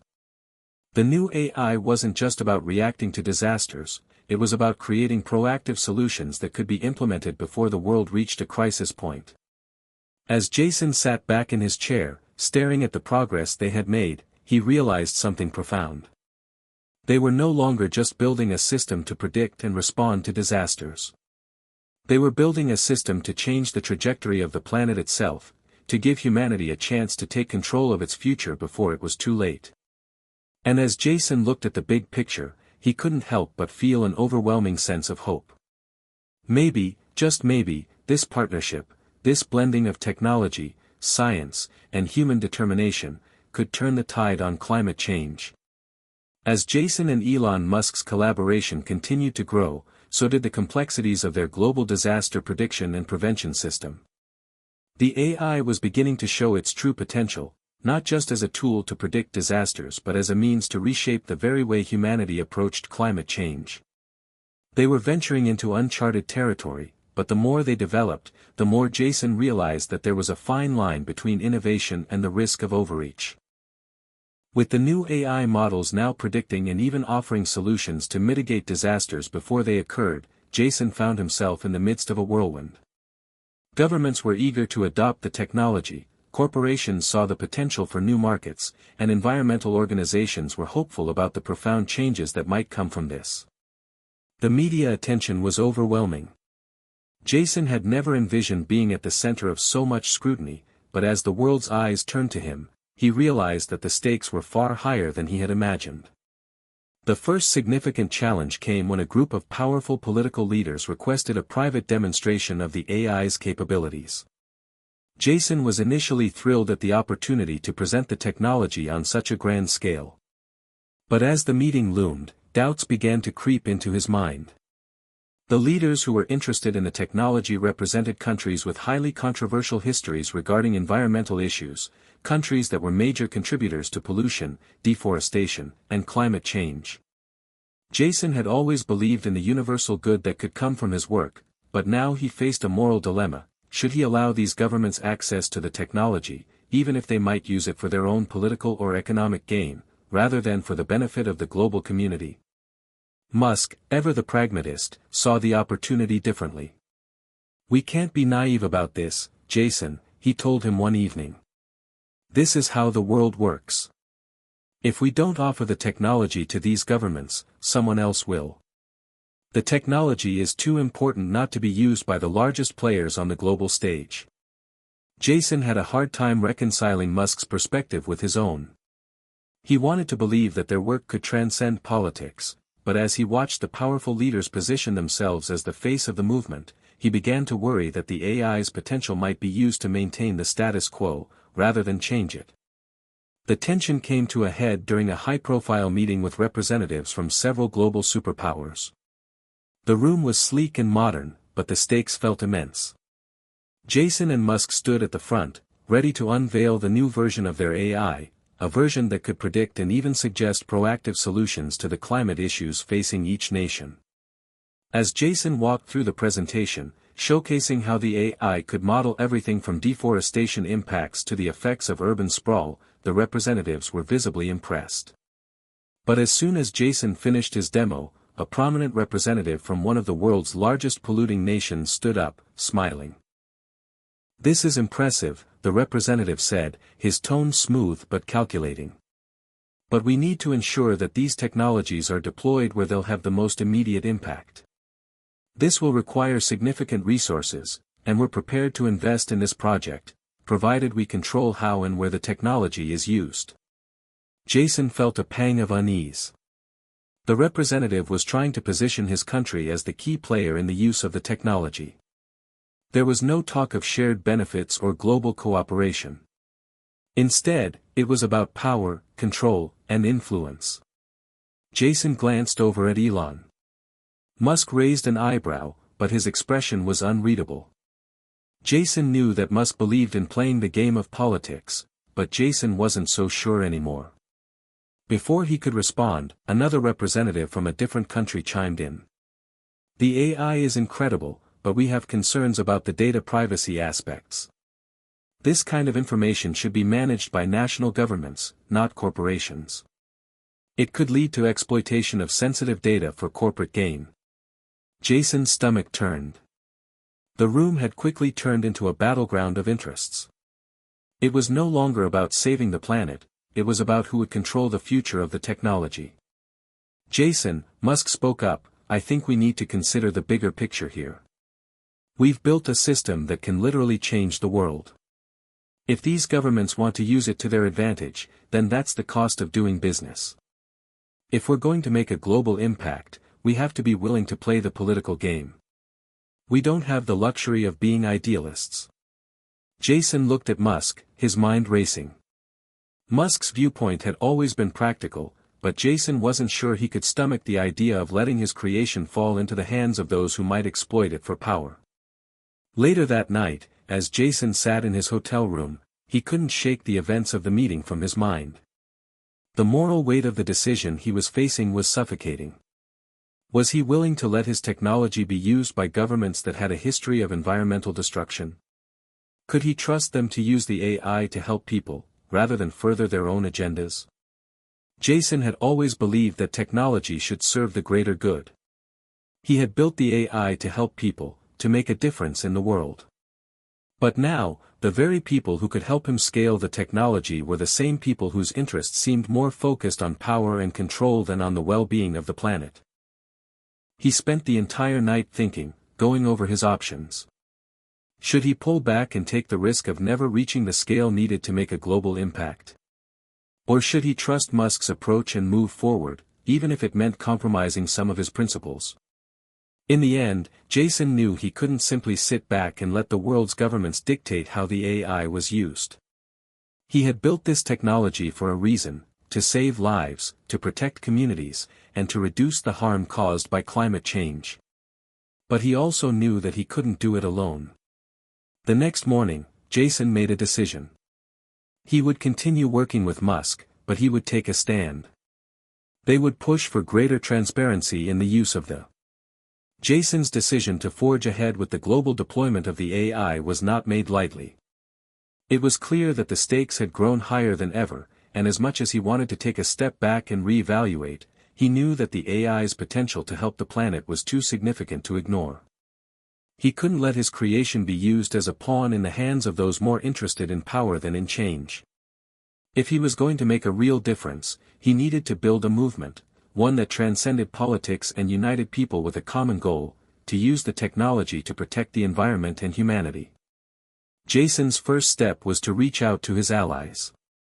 He began drafting a proposal for a global coalition, an alliance of governments, nonprofits, scientists, and tech leaders who would come together to ensure that the AI was used responsibly and ethically.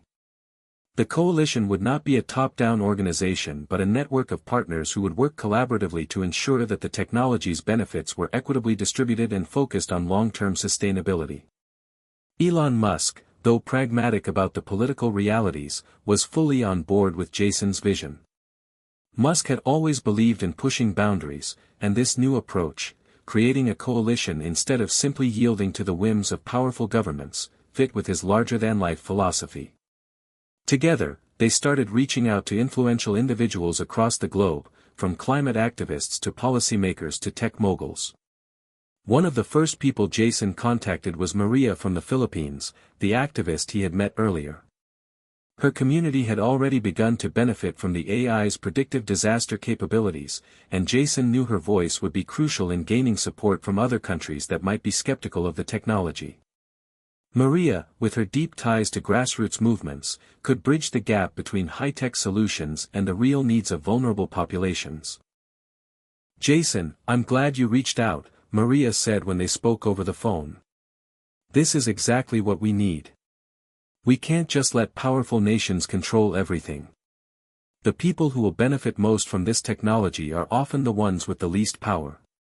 But it's not just about fairness, it's about making sure the AI serves everyone equally, not just the wealthy." Maria agreed to join the coalition, and together, they began mapping out the structure of the global alliance. It would include representatives from a diverse array of nations, both developed and developing, and would emphasize transparency, equity, and the long-term health of the planet. As the coalition began to take shape, Jason found himself traveling more than ever. He flew to Europe to meet with environmental leaders and policymakers, then to Africa to speak with local activists and community leaders who had witnessed firsthand the devastation caused by climate-related disasters. Everywhere he went, there was an overwhelming sense of hope mixed with skepticism. The hope was palpable. People saw the potential of the AI to transform their lives, to give them the tools to predict and prevent disasters. But the skepticism was equally strong. There was a deep-seated fear that the AI, with all its power and data, might become yet another tool of exploitation, used to further corporate interests or political agendas. It became clear to Jason that the coalition needed to be more than just a group of stakeholders, it needed to be a force for change. It had to be an ethical watchdog, ensuring that the AI would be used in the public interest, with strict oversight and accountability. They began drafting principles that would govern the use of the AI, focusing on sustainability, data privacy, and human rights. Back in the United States, the political pressure was mounting. Powerful lobbying groups, particularly those with ties to fossil fuel industries, began to push back against the AI's deployment. They saw the technology as a threat to their economic power and began sowing doubt about its effectiveness. Ads began circulating, casting the AI as an expensive, unproven solution to a problem that was too complex to address with technology alone. Jason felt the pressure intensifying. He had been prepared for pushback from governments, but the level of corporate resistance was something he hadn't fully anticipated. They were playing the long game, using their vast resources to discredit the technology before it could truly take root. Musk, ever the strategist, wasn't surprised by the opposition. "This is what we're up against," he said one evening as they discussed the latest developments. "Powerful industries don't give up easily. But you can't let them control the narrative. We need to take this fight public. We need to show the world that the benefits of this AI far outweigh the risks." Jason agreed, but he knew they couldn't afford to just fight back with rhetoric. The technology had to speak for itself. So, Jason made a bold decision. He would organize a global demonstration, a live-streamed event that would showcase the AI's capabilities in real time. He invited experts from around the world to collaborate in real-world simulations of disaster prevention. The idea was simple: show the world how the AI could save lives, reduce environmental impact, and provide actionable solutions. The day of the demonstration arrived, and the world watched in anticipation. The event was streamed live from various locations around the globe, with Jason and Musk at the helm. They started by showcasing how the AI could predict the path of a hurricane, down to the exact locations that were most at risk. The AI then recommended targeted evacuations, identified safe zones, and even coordinated with local authorities to ensure that aid was distributed effectively. Then, the demonstration shifted to a more complex scenario: a multifaceted disaster involving flooding, wildfires, and an industrial chemical spill. The AI quickly analyzed the situation, simulating a chain of events based on real-time data. It provided a comprehensive response, directing resources to the areas that needed them most, while also offering solutions to prevent future occurrences, such as better infrastructure planning and environmental management. As the event unfolded, Jason and Musk's coalition members chimed in, offering their insights and endorsements. Maria spoke about the positive impact the AI had already had in her community, while representatives from the United Nations and other international organizations emphasized the need for collective action in the face of climate change. The demonstration was a success beyond anyone's expectations. The AI performed flawlessly, and the global audience couldn't deny the potential it had to save lives and prevent disasters. But as the event ended, Jason knew that the fight was far from over. The demonstration had helped turn the tide in their favor, but the corporate and political resistance would not fade so easily. The battle for the future of the AI, and for the planet, had only just begun. Jason returned to his work with renewed determination. The coalition was growing, the technology was advancing, and the global conversation had shifted. But the hardest part, Jason knew, was still ahead. How could they ensure that the AI would be used ethically, transparently, and for the benefit of all? The answer, Jason realized, was in the coalition itself. Together, they would fight to keep the technology's power in the right hands, and to ensure that it was used not just to predict the future, but to shape a better one. Jason sat alone in his office, his mind racing. The coalition was beginning to make real progress. The AI was becoming a household name, and the global demonstrations had ignited a spark of hope in millions of people across the world. Yet something didn't feel right. He'd noticed it for weeks now, a subtle unease gnawing at him, like something was just on the edge of his perception. It wasn't until that morning's meeting that he realized what it was. There had been a betrayal. It had started with a phone call. A highly confidential one. Jason had been contacted by a trusted member of the coalition, someone he had always believed to be in their corner. Maria, who had become a close friend and ally, was the one who'd passed on the alarming news. "Jason, I hate to be the one to tell you this, but I think you need to know," Maria's voice had been shaky. "I've just learned that one of your closest collaborators, someone inside the coalition, has been feeding information to the wrong people." Jason's heart sank. "What are you talking about?" "I'm talking about David," Maria had said. David, the lead data scientist from the United Nations, had been one of the key figures in their project. He was one of the first to see the true potential of the AI and had been instrumental in advocating for its global expansion. He was also someone Jason had trusted implicitly. Or so he thought. "I don't have all the details yet, but I'm certain that he's been talking to the fossil fuel industry.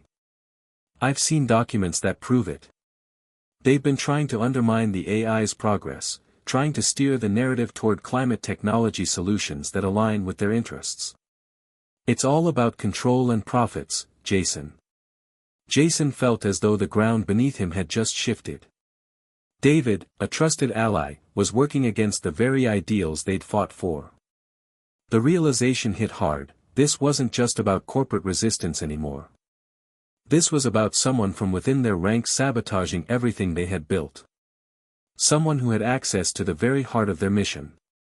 Jason immediately called an emergency meeting with the core members of the coalition, including Musk, Maria, and a few others. As soon as they all gathered virtually, Jason wasted no time. "I just got off the phone with Maria. It's worse than we thought," Jason began, his voice tight with frustration. "David's been leaking information to the fossil fuel lobby. He's been feeding them our plans, our strategies, everything."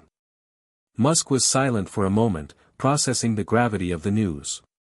"This is what happens when the stakes are this high. People get tempted.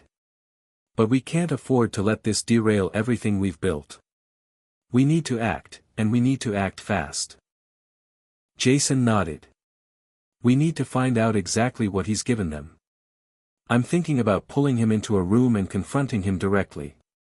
"No," Maria interjected sharply. "We don't have time for that. David's influence is far-reaching. He's been working behind the scenes for months. He could be the reason we've faced so much opposition from certain governments and industries." Jason looked at her. "You're saying we're not just dealing with a traitor. We're dealing with someone who's been orchestrating a broader campaign to shut us down." Maria's expression was hard. "Exactly. The fossil fuel industry wants to control the narrative, and they've been using David to ensure that their interests remain dominant. If we confront him now, it could turn into a public scandal that will ruin everything we've worked for. Jason swallowed hard. The weight of the situation was overwhelming. So, what do we do? We have to beat them at their own game, Musk said, his voice calm but resolute. If David's been feeding information to the wrong people, we need to outsmart him. We need to get ahead of this and show the world that we're in control of this technology, not them. It's time to take this fight public and make it clear that we're the ones working for the global good, not the ones working for profit. Jason's head spun as he realized what Musk was suggesting. It wasn't just about stopping David anymore, it was about taking down the entire narrative that had been spun against them. They couldn't afford to wait. They had to expose the fossil fuel industry's manipulation before it could take root. They quickly devised a plan to release a bombshell story to the press, detailing the behind-the-scenes activities of the fossil fuel lobby and David's role in facilitating their agenda. But Jason knew that they couldn't rely solely on media attention. They had to show the world that their mission wasn't about controlling the future, it was about giving people the tools to protect themselves from it. The next few days were a blur. Jason and his team worked around the clock, gathering evidence of David's activities. They uncovered documents, emails, and even financial transactions that linked David directly to the fossil fuel lobby. It was worse than they had imagined. David had been offering them key insights into the AI's inner workings, suggesting modifications that would serve their interests rather than the planet's. As they prepared to go public with the information, Jason felt a sense of dread building within him. The betrayal of someone he had trusted, someone who had once been a key part of their mission, stung in a way he hadn't expected. But he also knew that if they didn't act now, everything they had worked for could be lost. The AI could be hijacked, its potential wasted, and the planet could suffer even more. The day of the public announcement arrived. Jason stood in front of a live camera, flanked by Musk, Maria, and the core members of the coalition. He took a deep breath, knowing that what they were about to do would change everything.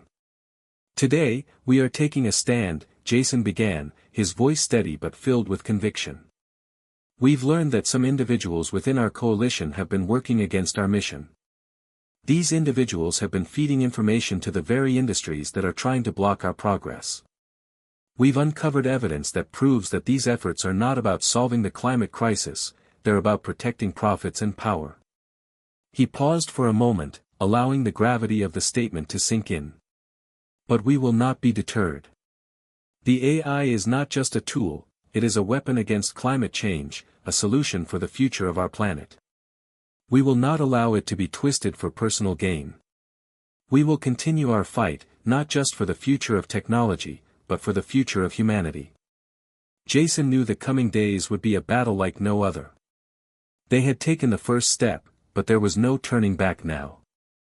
The war for the AI, for the future of the planet, had entered a new phase. And this time, it would be a fight for the truth. The press conference had barely ended when the first wave of retaliation came.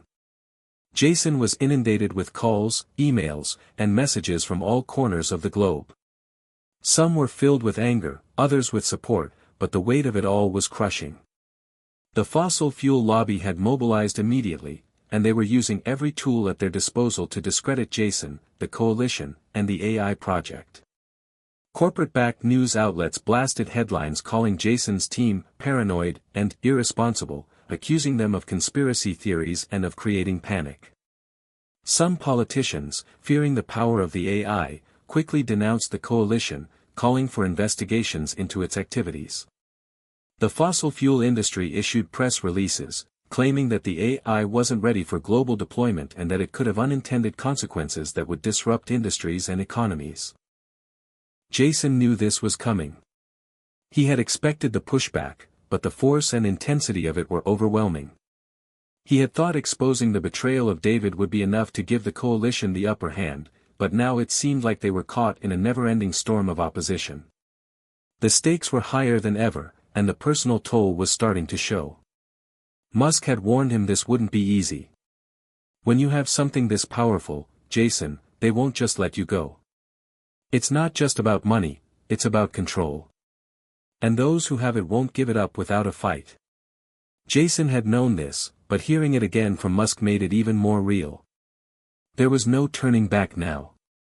The fight had gone global, and the forces arrayed against them were vast. What he hadn't anticipated was how much it would cost him personally. The next morning, Jason woke up to a barrage of messages. Some were from friends who had supported him from the beginning, telling him they believed in his mission and would continue to stand by him. Others were from colleagues who were pulling back, afraid of the political fallout. And some were threats, direct and violent. The realization settled in, the fight was no longer just about technology. It was about survival. Jason leaned back in his chair and rubbed his eyes. He hadn't slept in days. The weight of what they were trying to do had taken its toll. And now, with the world watching, the pressure to succeed had never been more intense. As if on cue, Maria called. Her voice was strained, but determined. Jason, it's getting worse. The attacks are intensifying. I'm getting death threats, too. My family's been targeted. They're not just after you, they're after all of us. Jason's stomach twisted. He had known the risks, but hearing Maria's voice, knowing that she and others in the coalition were now in danger, made everything feel more real. Maria, I'm sorry. I didn't know it would get to this point. I thought if we exposed the truth, it would force the world to see reason. But it's just making things worse. Maria's response was steady, but there was a hint of fear in her voice. Jason, listen to me. We knew it wouldn't be easy. But we're not backing down. We're in this together. We're fighting for something bigger than ourselves. We can't let them win. Jason nodded silently, the gravity of the situation pressing down on him. I won't back down. But I need your help. We need to shift the focus. We can't just fight their lies, we need to tell our own story. We need the world to see that the AI isn't just a tool, it's a solution. It's a lifeline for future generations. Maria's voice firmed. We'll make it happen. Let's start by reaching out to the people who believe in us, the ones who have seen the AI work, who know it can make a difference. We'll build a movement from the ground up. It won't be easy, but it's our only chance. Over the next few weeks, the coalition worked tirelessly. Maria and Jason coordinated a massive social media campaign, pushing out real stories of how the AI had already saved lives. They shared case studies from communities in the Philippines, where the AI had predicted and prevented massive flooding, and from small towns in Africa, where the AI had helped pinpoint safe evacuation routes during wildfires. They also worked on building stronger relationships with independent scientists and environmental experts. It wasn't just about the technology, it was about the community of people who were willing to speak up and support it. Slowly, their message began to spread, and the tides began to shift. There was still fierce opposition, but the support from everyday people, who saw the AI as a tool for positive change, began to outweigh the attacks from the fossil fuel industry. At the same time, Jason felt the walls closing in. The pressure on him was immense. The media outlets that had once praised him now turned on him. He found himself scrutinized more than ever, his every decision, every word, was dissected. His phone buzzed constantly with requests for interviews, but he knew that saying the wrong thing could turn the tide against them. Through it all, he leaned on Musk for guidance.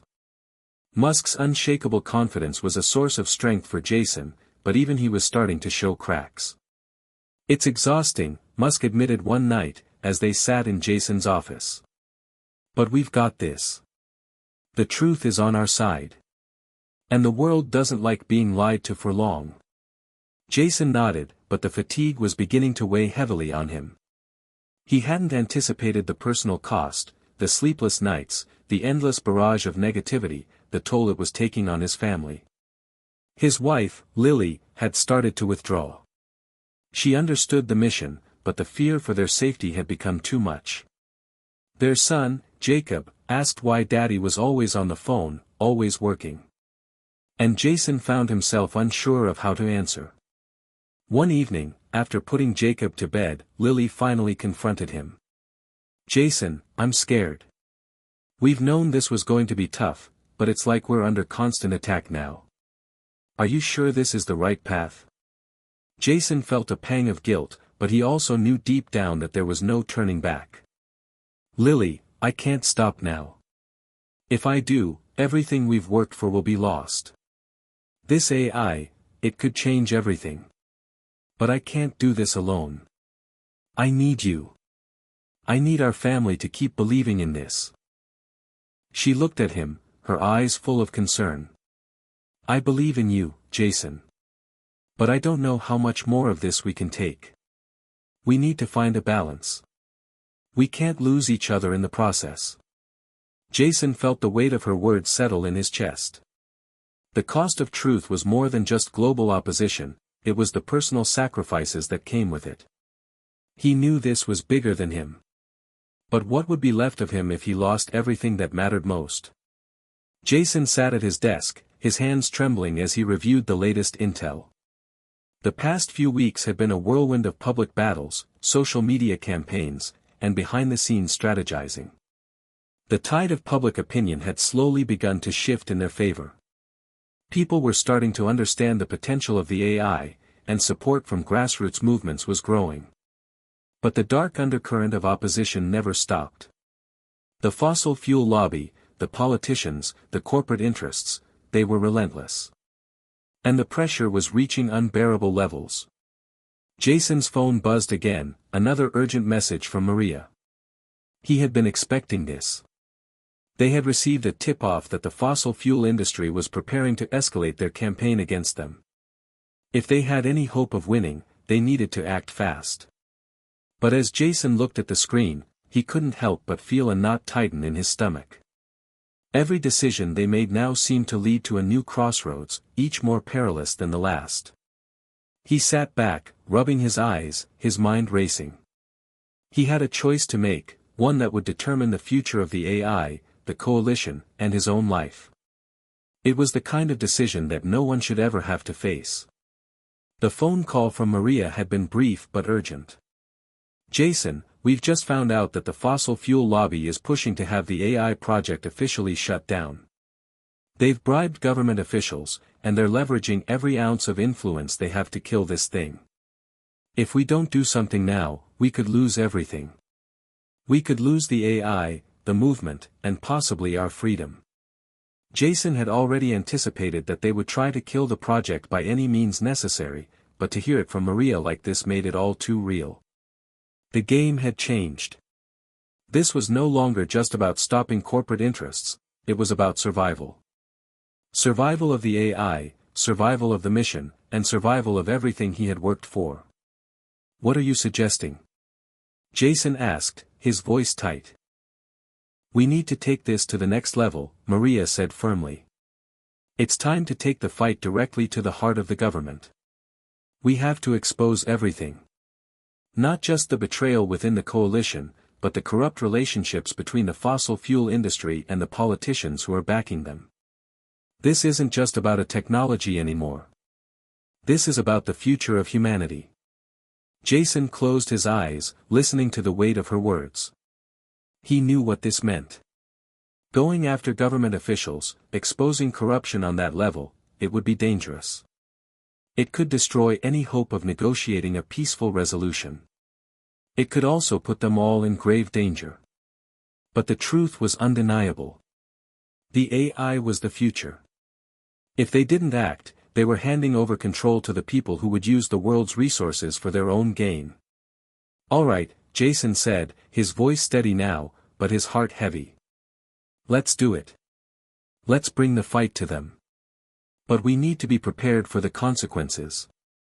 Jason spent the next few days in a haze of activity, speaking with legal advisors, security experts, and the few trusted members of the coalition who hadn't turned their backs on him. The plan was risky, dangerously so. They would gather the evidence they had, and use it to go public with an explosive revelation about the ties between the fossil fuel lobby and key government officials. They would name names, expose deals, and show the world the true nature of the opposition they were facing. The risk was enormous. If the authorities didn't back them, they could be accused of inciting rebellion, of sabotaging the government. The truth, no matter how righteous, could be twisted into a weapon against them. But there was no other choice. They had already tried every peaceful negotiation. They had tried to persuade, to reason, to expose the corruption little by little. Now, it was time for the truth to be laid bare, no matter the cost. The days leading up to the release of the information were some of the most difficult Jason had ever faced. The pressure weighed on him more than ever before. He spent long hours, sleepless nights, and constant worry over the potential consequences. The coalition had been fractured by the revelation of David's betrayal, but there were still a few core members who remained. Maria, of course, was by his side every step of the way, as was Musk, who had become their most ardent defender in the media. But even Musk was feeling the strain. His public statements were becoming more pointed, more defensive. And Jason could see that the pressure was beginning to chip away at his unshakable confidence. The night before the press release, Jason sat alone in his office, staring out the window. The city lights below seemed so far away, like a distant world that didn't understand what was at stake. His phone buzzed again, but this time, it wasn't from Maria or Musk. It was from Lily. He picked up the phone, and before he could say anything, her voice broke through, frantic and scared. "Jason, we need to talk. It's about Jacob, there's been a threat. Someone called the house, said they knew where we lived, and that they would hurt him if we didn't stop this madness." Jason's blood ran cold. The world he had been fighting to protect, his family, was now in danger. It had all come to this moment. Everything he had sacrificed, everything he had worked for, had now put the people he loved in harm's way. His chest tightened as he tried to steady his breath. "Lily, I'm so sorry. I never meant for this to happen. But we can't back down now. We can't let them win." "I don't know, Jason," Lily said, her voice trembling. "I've always supported you, but I can't do this anymore. I'm scared. We're being targeted. I don't know how much longer we can keep living like this." Jason felt like the ground was slipping out from under him. He loved Lily more than anything, and the thought of losing her, of losing his family, was unbearable. But he also knew that the AI was his legacy, and if they didn't expose the corruption now, it would be too late. The world would fall into the hands of the very people who had no interest in saving it. The choice before him was impossible. His family's safety or the future of humanity. The truth or the people he loved most. He closed his eyes, a wave of despair washing over him. There was no easy answer. No right answer. But in that moment, Jason realized something. The AI wasn't just a tool. It was a symbol. A symbol of what they could achieve when they fought for what was right. The battle ahead wouldn't just be about technology or politics, it would be about standing up for truth, no matter the cost. And with that thought, Jason made his decision. The truth would come out. The night after the press release, Jason couldn't shake the weight of the decision he'd made. As the sun rose, the floodgates of chaos opened. The truth was out, and the world was reacting in ways Jason could never have predicted. Social media erupted. Headlines screamed in every direction, and the world seemed divided down the middle. Half of the people hailed him as a hero for exposing the corruption at the highest levels, while the other half declared him a traitor, a destabilizing force, a threat to the very fabric of society. The response from the fossil fuel industry was swift and brutal. They didn't just attack Jason's character, they went after everything, the AI, his team, the coalition, and even the very concept of technology that could change the world. But the worst blow came from the government itself. Jason had expected pushback, but the speed at which the authorities tried to distance themselves from the revelations was shocking. The Department of Energy called an emergency press conference within hours, condemning Jason's claims as baseless and accusing him of spreading dangerous misinformation. Senior officials refused to even acknowledge the evidence Jason and his team had provided. And then came the personal attacks. Jason's phone never stopped ringing.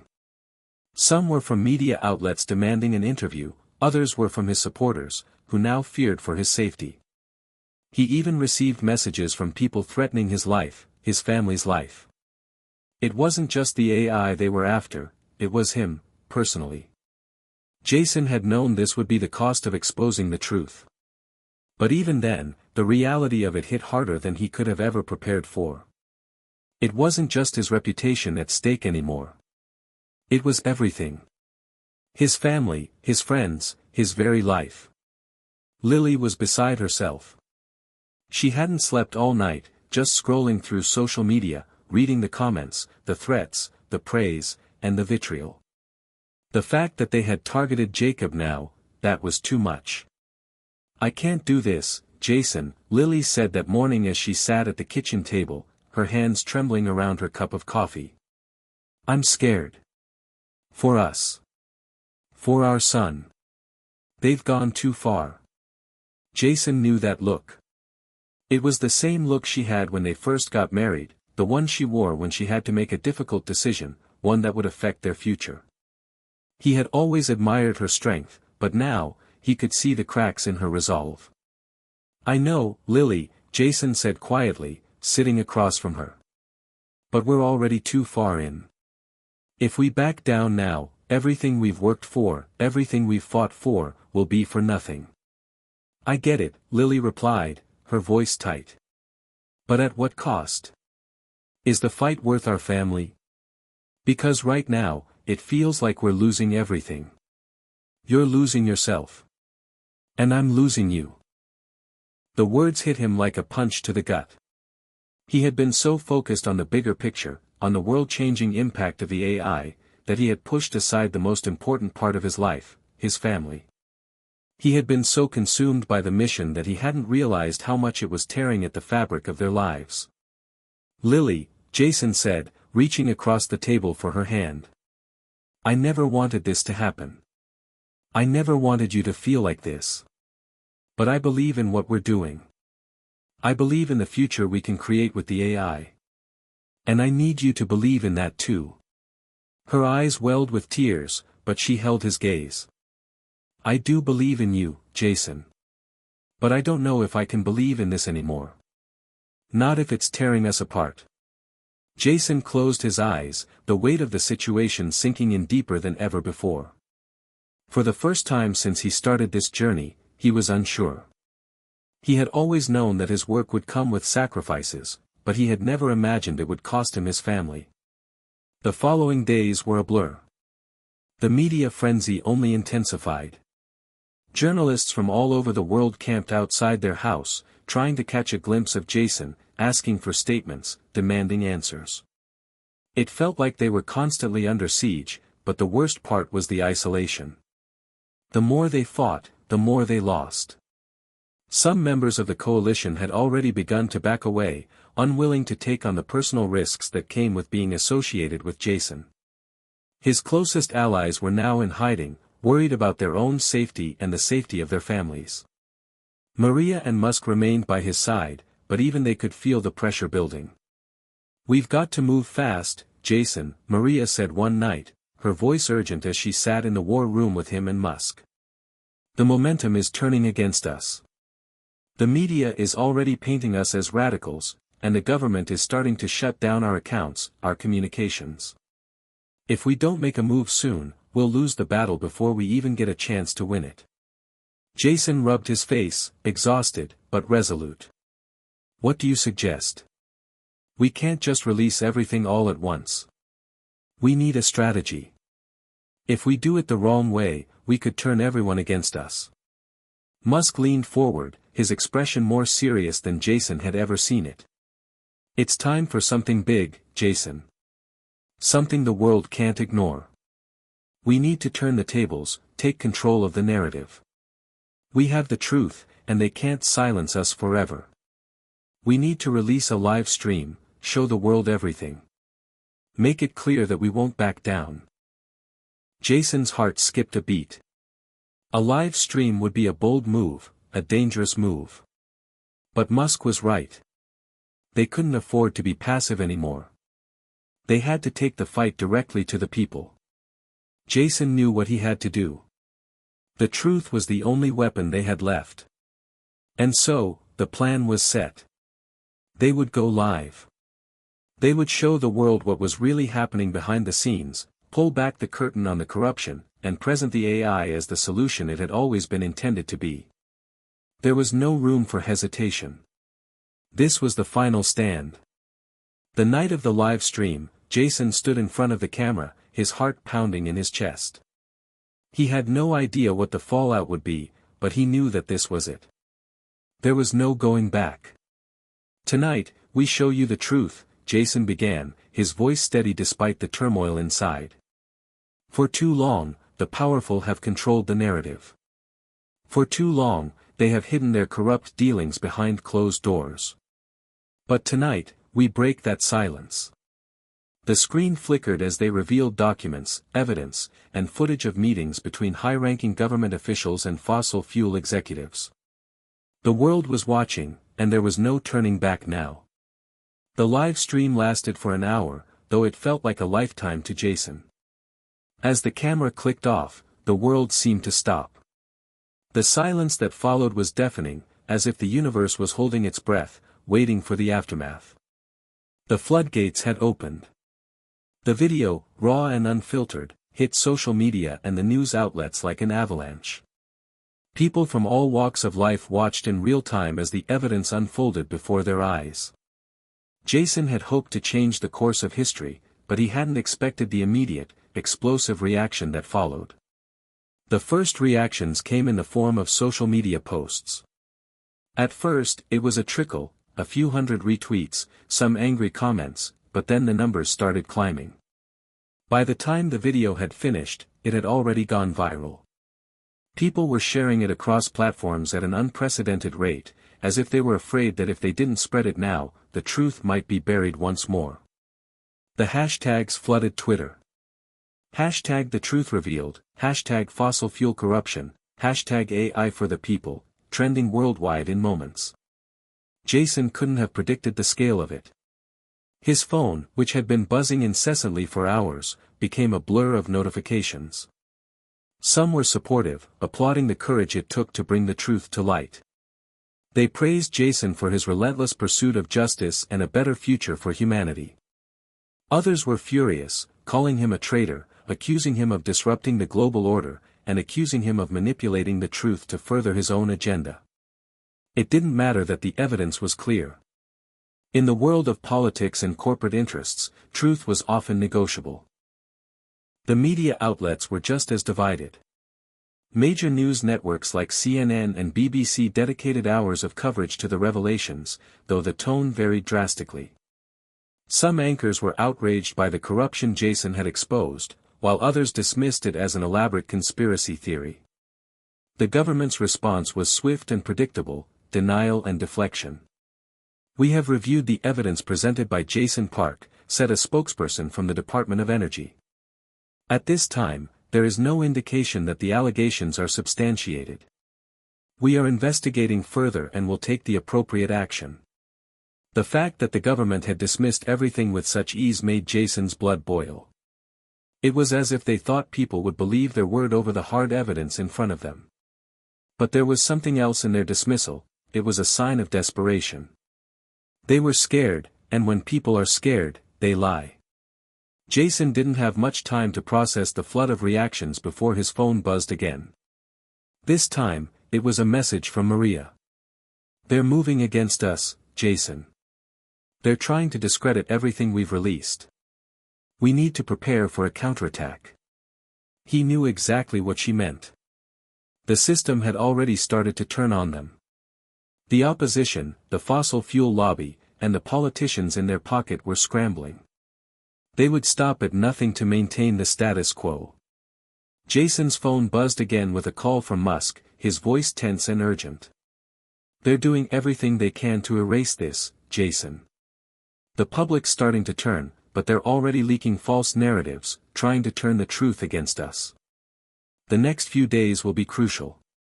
Jason sat back in his chair, feeling the weight of the situation bear down on him. It was one thing to release the truth. It was another thing entirely to control the narrative in a world so quick to twist it. The clock was ticking, and Jason had to decide what his next move would be. Meanwhile, the tension was mounting on the streets. Protesters, emboldened by the revelations, began to take to the streets in major cities worldwide. They marched for clean energy, for accountability, for the future of their children. They shouted for justice. At the same time, anti-AI factions and corporate-backed agitators also took to the streets, denouncing the push for change and labeling Jason's actions as reckless. The divide was growing, and the lines were being drawn. In Washington, the political storm was intensifying. Senators and congressmen, once indifferent or even friendly to the AI project, now found themselves forced to take sides. Some feared the backlash and began pulling their support, while others, fueled by corporate donations, doubled down in defense of the status quo. The public was split, and so were the politicians. That evening, as Jason sat with Maria, Musk, and a few remaining members of the coalition, the tension was palpable.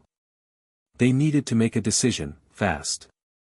"We can't just sit here and wait for them to tear us apart," Maria said, her voice sharp. "We've got the momentum now. The people are speaking, but the media is already trying to flip the narrative. If we don't act decisively, we're going to lose them." Jason knew she was right. The window of opportunity was closing fast. But what could they do to keep the momentum going? "We need to hit them where it hurts," Musk said. "We've shown them the evidence. But now, we need to expose the people who've been behind all of this. We need to show the world who is really pulling the strings." Jason nodded slowly. He had always known that exposing the corruption within the fossil fuel industry and the government was only the beginning. To truly win this battle, they needed to dismantle the system from the inside out. The decision was made. They would go after the key figures who had been responsible for the conspiracy. They would release new data, personal emails, financial records, private meetings that tied the most influential political figures directly to the fossil fuel companies. It would be their final push. The evidence they had was even more damning than what had already been released, and this time, they would name names. No more half-truths, no more hesitation. As Jason watched the clock tick toward midnight, he couldn't help but feel a sense of finality. This would either be the beginning of a new era, or the end of everything. The AI, the movement, his freedom, it would all come down to the next few days. But as he prepared to go live again, another message came through, this time, from Lily. It was short, almost cryptic: "We need to talk. I'm scared, Jason. For everything. I don't know what you're doing anymore." Jason's heart sank. This was the breaking point, the moment he had feared. He had already lost so much: his peace, his friends, his allies. Could he now lose his family too? Jason stared at his phone, the message from Lily pulsing in his hands. "We need to talk. I'm scared, Jason. For everything. I don't know what you're doing anymore." Her words hit him like a brick to the chest. For a moment, everything else, the media storm, the protests, the fight for the future, faded away, and all that was left was the crushing weight of her fear. He had seen this coming, he knew it in his gut, but hearing it from her, seeing the words that carried the emotion of her soul, made everything feel impossibly real. This wasn't just a global fight anymore. This was about Lily, about their family. His thumb hovered over the screen as he contemplated responding. The weight of the situation hit him with full force. The world was on the edge of change, but in his pursuit of that change, had he already lost everything that mattered most to him? His family, his wife, the people who had stood by his side, supported him, and loved him through all of this. The message was clear: he had gone too far. Jason paced around the room, his mind racing in circles. What could he say to her? What could he possibly do to fix this? Could he abandon the fight for the future, retreat back to the normal life they had before, or was he too far gone to turn back? Was the cause worth the damage to his family, to his marriage? Maria's voice broke through his thoughts. Jason, we're ready to release the next phase. We've got the data ready, but we need to act fast. The momentum is shifting, and if we don't strike now, the system will reassert control. Jason looked up, his thoughts caught between two worlds. I know, Maria, he said quietly. But I just got a message from Lily. She's scared. She thinks I've lost myself in all of this. She's worried about everything we've built. I don't know what to do. Maria studied him for a moment, her face softening with understanding. I get it. Family is everything. But you can't afford to be distracted now, Jason. The system is closing in. This fight, this is for your family too. You're doing this for the future, for everyone, including them. Jason nodded absently, but his mind kept returning to Lily's message. It wasn't just fear, it was a plea for him to come home, to stop before it was too late. The problem was, he didn't know how to stop. He had come too far to turn back now. The world needed this, needed him. As the hours ticked away, Jason was forced to make a choice. The team was waiting for his approval to go live with the next round of evidence, the crucial documents that would expose the corporate executives who had been pulling the strings for decades. It was the final bombshell. They had it all: emails, financial records, communications with high-ranking officials. This was the nail in the coffin for the fossil fuel industry's grip on the planet. The world would see the truth, and nothing would ever be the same again. But what would it mean for his family? For Lily? Was the cost too high? What would it mean to leave them behind? Jason dialed Lily's number, his fingers trembling as the phone rang. He needed to hear her voice, to know what she was feeling. After several rings, she picked up. Jason, her voice was soft, almost defeated. I've been thinking about what you're doing. I'm scared for you. For us. For our future. It's not just the danger you're putting yourself in, it's the way it's changing you. You've become someone I don't recognize. Jason closed his eyes. The pain in her voice was palpable. Lily, I'm doing this because I believe in it. I believe in the future. This is bigger than all of us. I know you're scared. I know it's hard. But we're so close to making a difference. There was a long pause on the other end of the line. But Jason, what happens if you lose yourself in this? What happens if you lose everything we've built together? You're becoming consumed by this fight, and I don't know if I can keep up with you anymore. I need you, Jason. Not the crusader, not the genius who's trying to save the world. I need my husband back. Her words hit him like a gut punch. He felt the weight of her hurt, the pain of watching someone she loved change into something unrecognizable. He thought about their early days together, their dreams of a quiet life, their son growing up in a world that wasn't consumed by the chaos of corporate greed and corruption. That was what they had hoped for, wasn't it? Jason exhaled slowly, trying to steady himself. Lily, I don't know how to undo what I've started. But I can't back down now. I don't know how to stop this. Not when the world is finally seeing the truth. This fight, this is our fight, too. It's for the future we want, for Jacob, for everyone. I understand that, she replied, her voice trembling. But what if the cost is too great? What if this is no longer the life we imagined? Jason, I don't want to lose you. But if you keep going down this path, I'm afraid we'll lose each other. Her words hung in the air, and for the first time in a long time, Jason didn't know what to say. He felt torn, his heart divided between the family he loved and the future he had worked tirelessly to create. The weight of the world was heavy on his shoulders, and no matter how hard he tried to carry it, it felt like it was slowly crushing him. The next morning, Jason stood in front of the camera once more, staring into the lens. The new evidence was ready. The team was primed, the world was waiting. But his mind kept drifting back to Lily's voice on the phone, to her words that had cut through him like a blade. Could he really go through with this? He exhaled deeply, trying to find clarity in the chaos. His phone buzzed again, another message from Lily. "I'm not saying we should quit, Jason. But you need to decide who you want to be. Who do you want to fight for?" Jason closed his eyes. The question hung in the air. Who did he want to fight for? Was it the world, the future of humanity, or was it his family, the people who had always been his foundation? Jason sat in the dimly lit room, staring at the blinking cursor on his screen, the weight of the world bearing down on him.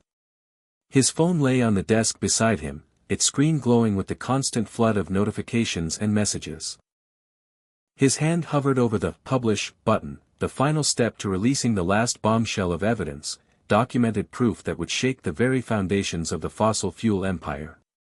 It was the culmination of everything he'd worked for, the last piece in a puzzle that could change the course of history.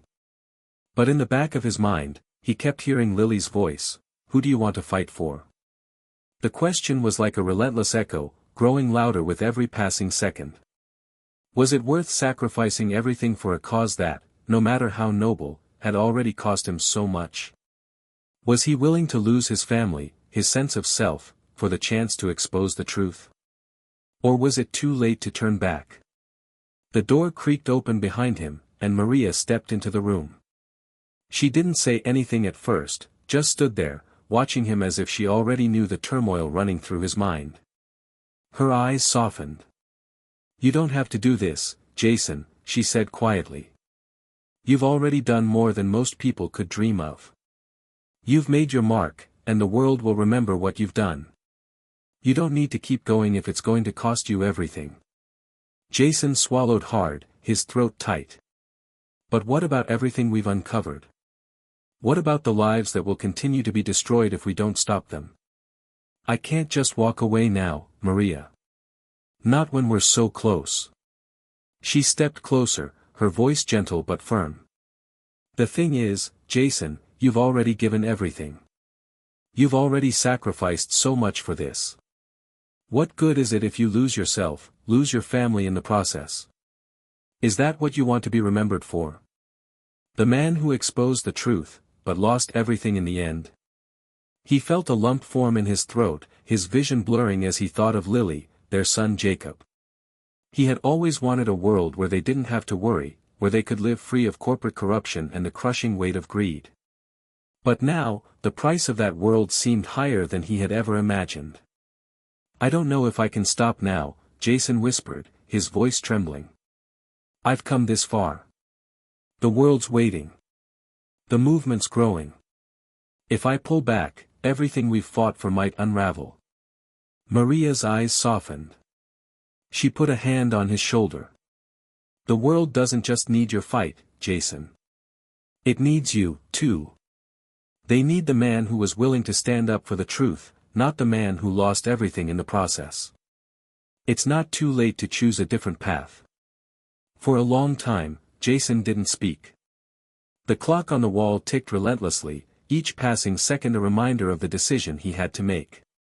His fingers hovered over the mouse, his heart heavy with the weight of the choices ahead. The truth, the cause, it all seemed so important. But at what cost? Jason turned to Maria, his voice steady. "I can't do it. Not like this. I can't lose them." She smiled softly, her eyes filled with understanding. "That's the right choice, Jason. You've already changed the world. Now, it's time to save what really matters." Jason stared at the blinking cursor one last time. With a deep breath, he closed the window. The documents, the final evidence, he had let it go. He knew the consequences of his decision, the missed opportunity to finish what he had started. But in that moment, he felt something he hadn't felt in weeks: peace. The days that followed were filled with uncertainty. The world kept turning, the protests continued, and the corporate forces that had ruled for so long were still fighting back. The media kept spinning their narratives, and the government still tried to cover up the truth. But Jason knew that he had made the right decision. He had chosen his family. He had chosen to be the man Lily had married, the man who fought for the future of their child, not just the future of the planet. Lily, who had once been so afraid of losing him, now saw a new side of Jason. The man who had come back to them, who had made the impossible choice. And slowly, the cracks in their relationship began to heal. It wasn't easy, but they had found their way back to each other, one step at a time. Jason's story didn't end in the way he had once imagined, with a world changed by his actions, but it was a different kind of victory. He had inspired millions, but more importantly, he had regained what he had nearly lost, his family, his integrity, and his peace. Months later, Jason stood at the podium, not in front of the world's cameras, but in front of a small gathering in his hometown. It wasn't the big stage he had once envisioned. It wasn't the moment of global recognition. But the crowd was full of familiar faces, people who had been there for him when the world was spinning out of control. Sometimes, he began, his voice steady, the world doesn't need another hero. It needs someone who knows when to fight and when to walk away. I thought I had to save the world on my own, but what I realized is that the world doesn't change with one person, it changes when people come together. He looked out at the crowd, his eyes landing on Lily and Jacob in the front row. The light in their eyes gave him strength. I've learned that no matter how big the fight, no matter how important the cause, if you lose the people you love in the process, it's all for nothing. So, today, I'm not here to tell you about the battles I fought or the victories I claimed. I'm here to remind you that the greatest fight you can ever win is the fight for your family, for the people who matter most. Jason paused, his eyes misting over as he met Lily's gaze. And I'm here to tell you that sometimes, the hardest victory is the one where you choose to walk away, to save what you hold dear. The crowd erupted into applause, and Jason smiled. This wasn't the ending he had expected, but it was the one that felt right. He had made his choice, and in doing so, he had found something far more valuable than any victory on the world stage, the love of his family, and the peace that came with knowing he had chosen them. The world would continue to turn. The fight for change would go on. But Jason knew one thing for sure, he had chosen the right path. Hit subscribe and leave a comment with where you're watching from. This story might just spark a new beginning. What's one thing that always pushes you forward, even when things get tough?